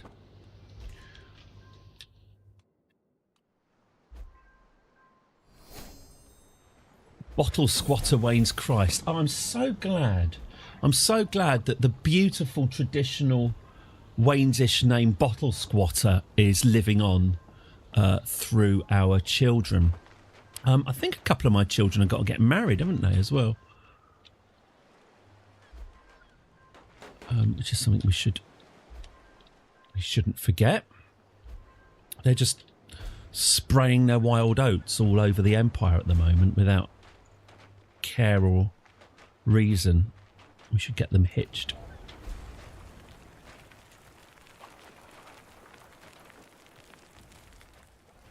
Traditional Wayne's name, Bottle Squatter. Yeah. Paul, I was so looking forward to Pope Bottle Squatter, the first. Here we go, 100%. Right. All right. All rebelling vassals are imprisoned. Queen Fosca, the insane governor Stefan III, Duke Biagu, the depraved governor Alda of Gabes, Duchess Brunhilda of Thrace, Duke Ostizio of Bohemia, Governess Damiana, Klotsuintha the Corrupt, Lord Beaverbrook, Prince Sebastiano, Duchess Gela the... Oh, wow, this is going to go on for a long time. Ingold of Kiev, Lady Diana, Mercia the Hermit, Camilla the Stout, Maggie Thatcher. You hear me, Maggie Thatcher? Your boys took one hell of a beating. And so forth. Greetings, my serene liege. Blessings upon you and your house. I know when I'm defeated, it seems I'm left with no choice but to comply with your demands. Correct. Lord Beaverbrook. Correct. So be it. Okay. We got her. Ladies and gentlemen, we got her.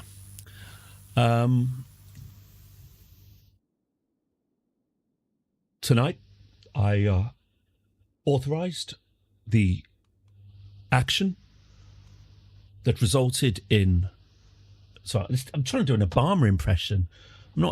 Don't even know where to begin on that one. Right, Queen Fosca the Insane. Stupid and wounded. Well, wounded because of her stupidity. Let me tell you something about Queen Fosca the Insane. I gave her the Kingdom of Egypt to placate her, and it only made her even more angry. So, by that logic, she should be absolutely fine with me stripping away. I mean, I'll take... Oh, that's interesting. I spend influence by revoking her titles.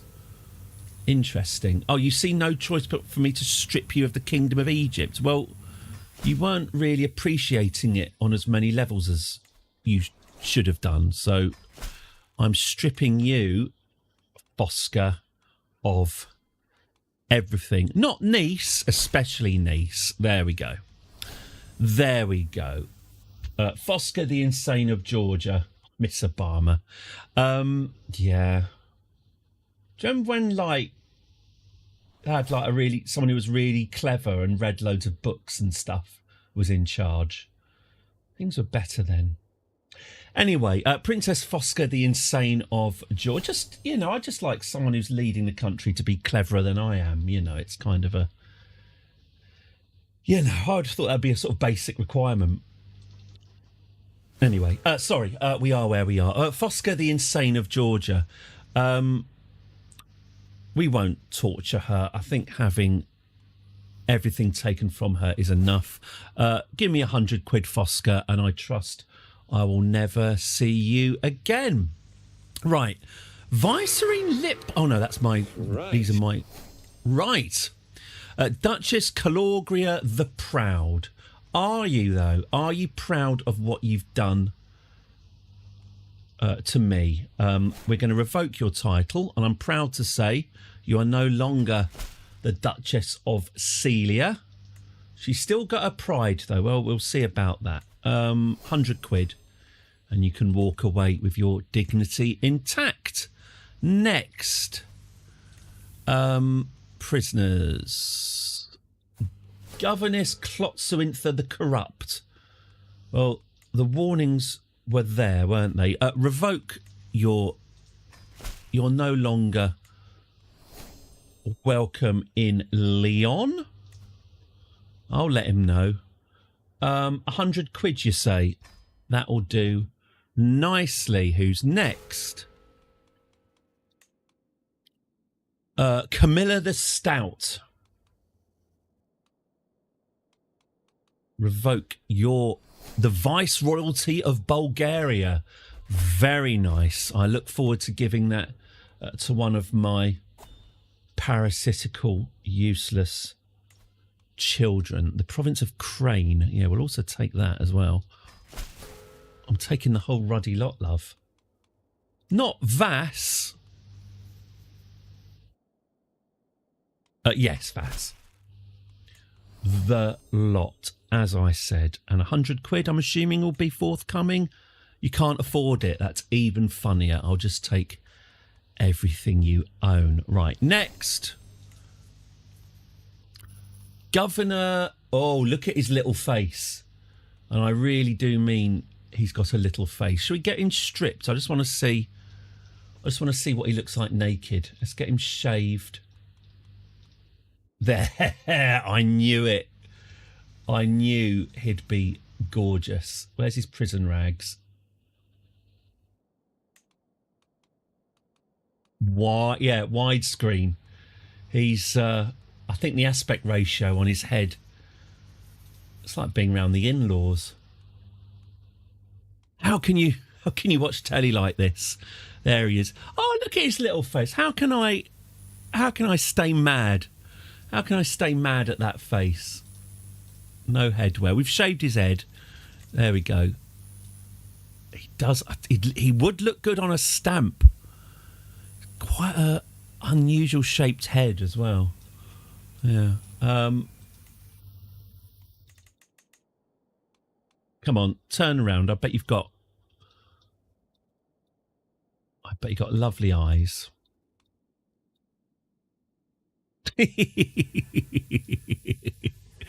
Oh, that's a hell of a face. Good for him. Good for him.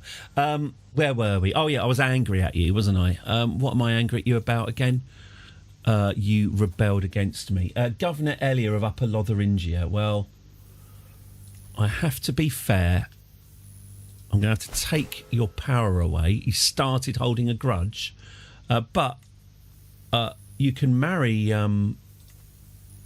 if you renounce your claims, there's a lot of claims, you can join my lot if you want, and I'll see if I can get you married off to one of my distant relatives, because those genes, I want those genes folded into my family quickly. Duchess Brunhilda of Thrace is that's an easy one.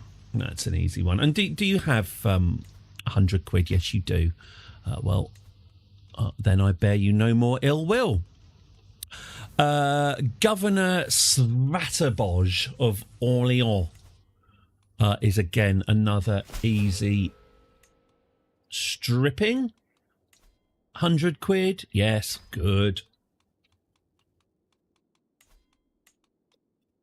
Who's next? Lady Eudicia, the drunkard of the Cairo family. Cairo!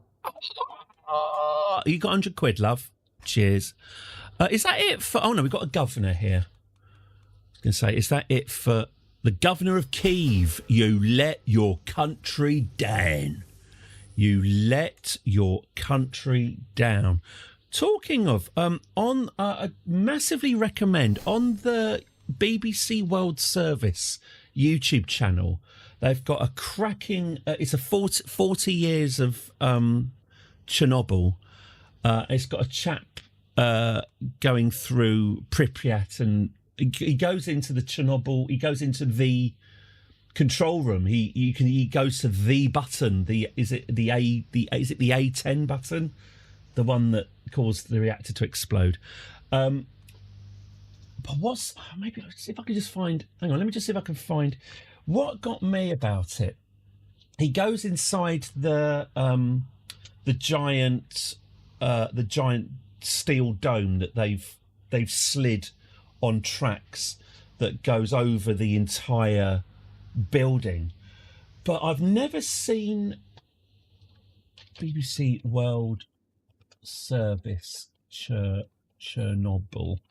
I've never seen the inside of it before.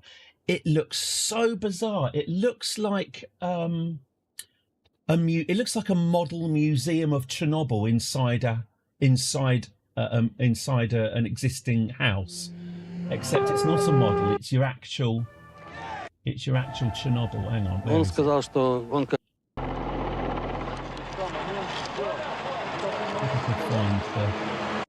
The time, we may never know the true number. The UN by a huge structure that stops radiation once again leaking into the atmosphere. Last year, staff feared the worst when a drone smashed into it.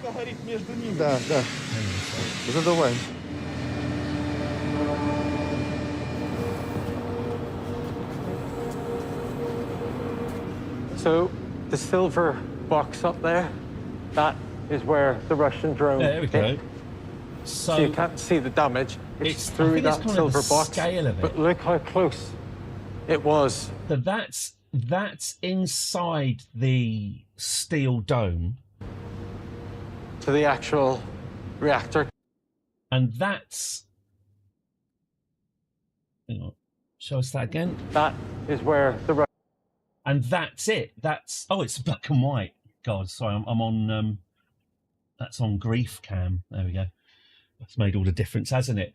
And yeah, the actual building itself, it's a building inside a building. I don't know if I've ever seen a building inside a building before, but it's a... So you can't see the damage. It's through that silver box. Bizarre thing but to look see. how Anyway, close sorry, this is it was of almost nothing. To the actual watching this and just reactor thinking, just beside it. The box in a box. It's very strange, isn't it? This room is the most terrifying, I think. That's supposed to be outside, but now it's inside somehow. And inside that building are more boxes. Anyway, sorry, it's there you go. If you've got half an hour, it's worth watching. But as I say, a box in a box in a box. I found it a bit trippy. There we go. Sorry, right. I was stripping titles from my rebellions, weren't I? Okay, so what were you? Have you got £100, mate? Oh yeah, you ballsed up Kiev, didn't you? Can I execute you? Yeah, publicly, even better. Right, who's next? Oh, I'm going to have to go through all these piddly governors. It's not quite the blockbuster end of a stream I was hoping for, but quite frankly, if you're bored by clicking an admin, you might be watching the wrong game. I think that was a Daniel Day-Lewis film, wasn't there? There Will Be Admin. If you're going to play Crusader Kings, there's going to be paperwork. Governor Stefan Longsword, I assume that's some sort of idle sexual boast. Not anymore, mate. Off you go. This was a big rebellion. I've still got a lot more. Prince Duke. Oh my God. Most of the bloody nobility were against me. Yep. Yeah, I'll strip you of Bohemia. And I'm going to strip you of the other thing you've got as well. I'm not even sure I'm allowed to. Yeah, I lose influence, but I don't want you... I don't want any of you anywhere near power. I'm going to be redistributing everything to my children. You know, egalitarian only goes so far. Duchess Gala the Jolly is next, and it is with a light heart and a sarcastic laugh right in her face that I very jollily revoke her title. Lord Mercia the Hermit. Well, he wasn't showing many signs of hermitude when he rose up in rebellion against me, was he? Isabella Necessaria on a biker. Yes, sir. Governess Goodaliva, the insubordinate. Well, the warning signs were there, weren't they? The province of Fruly is now truly not for you, Lee. Who's next?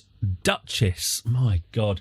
Duchess Agrippina the Corpulent of the Wayne's Duchy, with her faltering heart, her withering mind. Well, let's hope that her faltering heart doesn't hear that I've taken the Wayne's Duchy from her, and her withering mind... Oh, you can have a bloody hook. I'll just let you go. Stinking up the place. That's another Duchess gone. If you can see here, I've got 71 territories to give away after this rebellion. I've so many rebels rose up, and every single one of them I am punishing by taking their lands from them, and we will be redistributing these to those who are grateful. Governess Giacinta of Ulick. Ulick, my bum. Hang on. Yeah, Ulick, my bum. Baron of Kos. He's not my direct vassal. Oh, I don't like the sound of that. Duchess Violante. Can I revoke her title? I certainly can, and I absolutely will.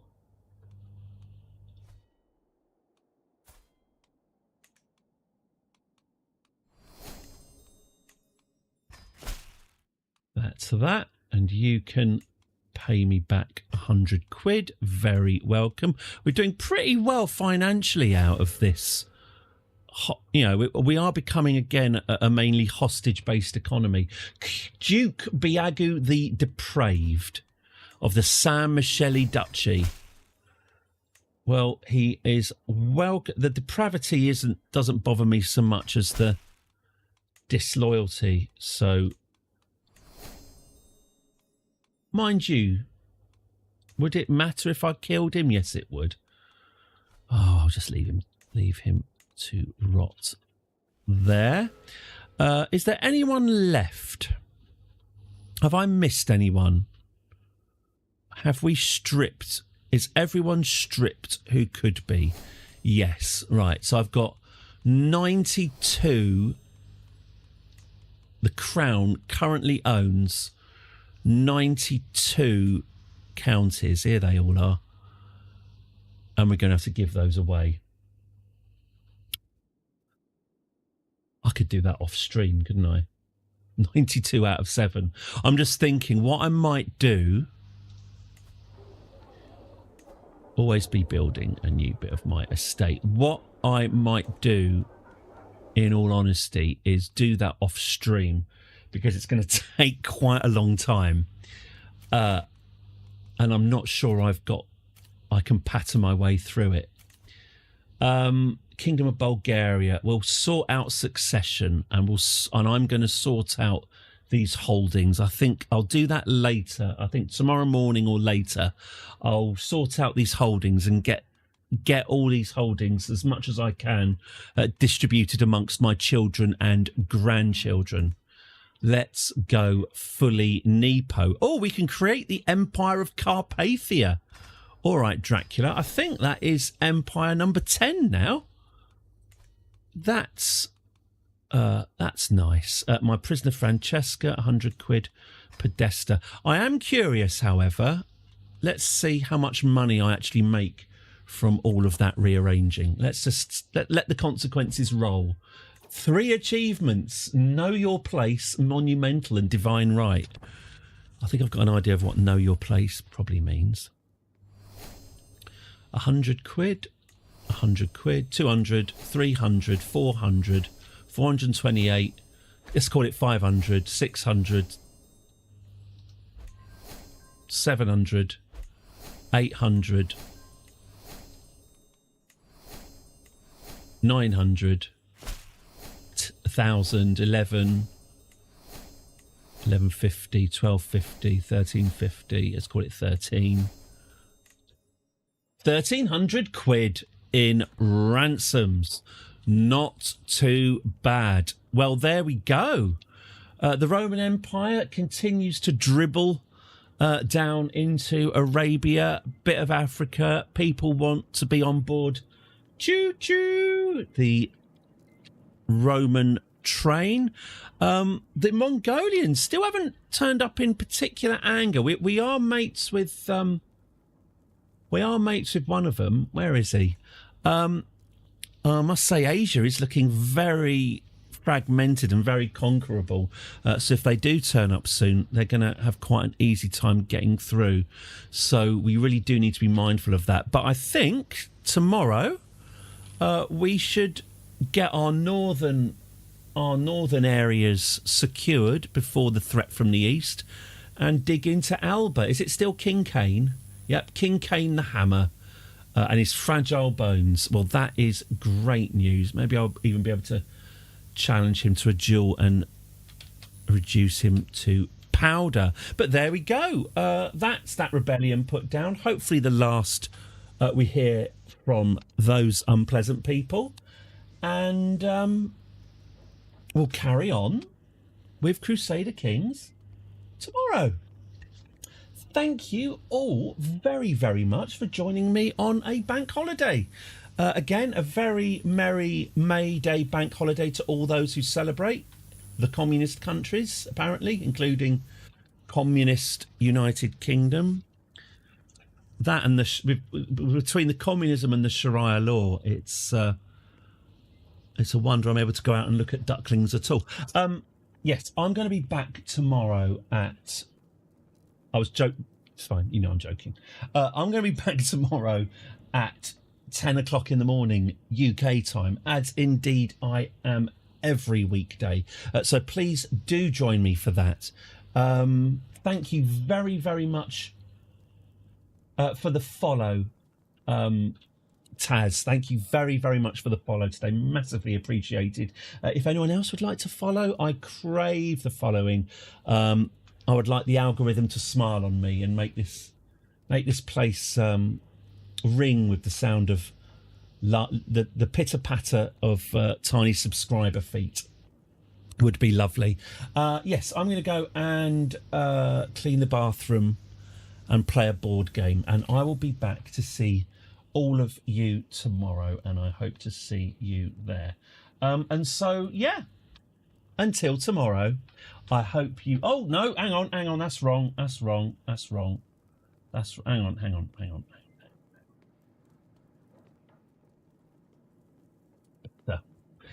Thank you all very, very much for today. See you later, Steelwinger. Thank you very much. I'm off. See you tomorrow, 10 o'clock UK time tomorrow. More Crusader Kings 3. Have a lovely afternoon, everyone. And see you later. God bless. See you later. Love you. Bye-bye.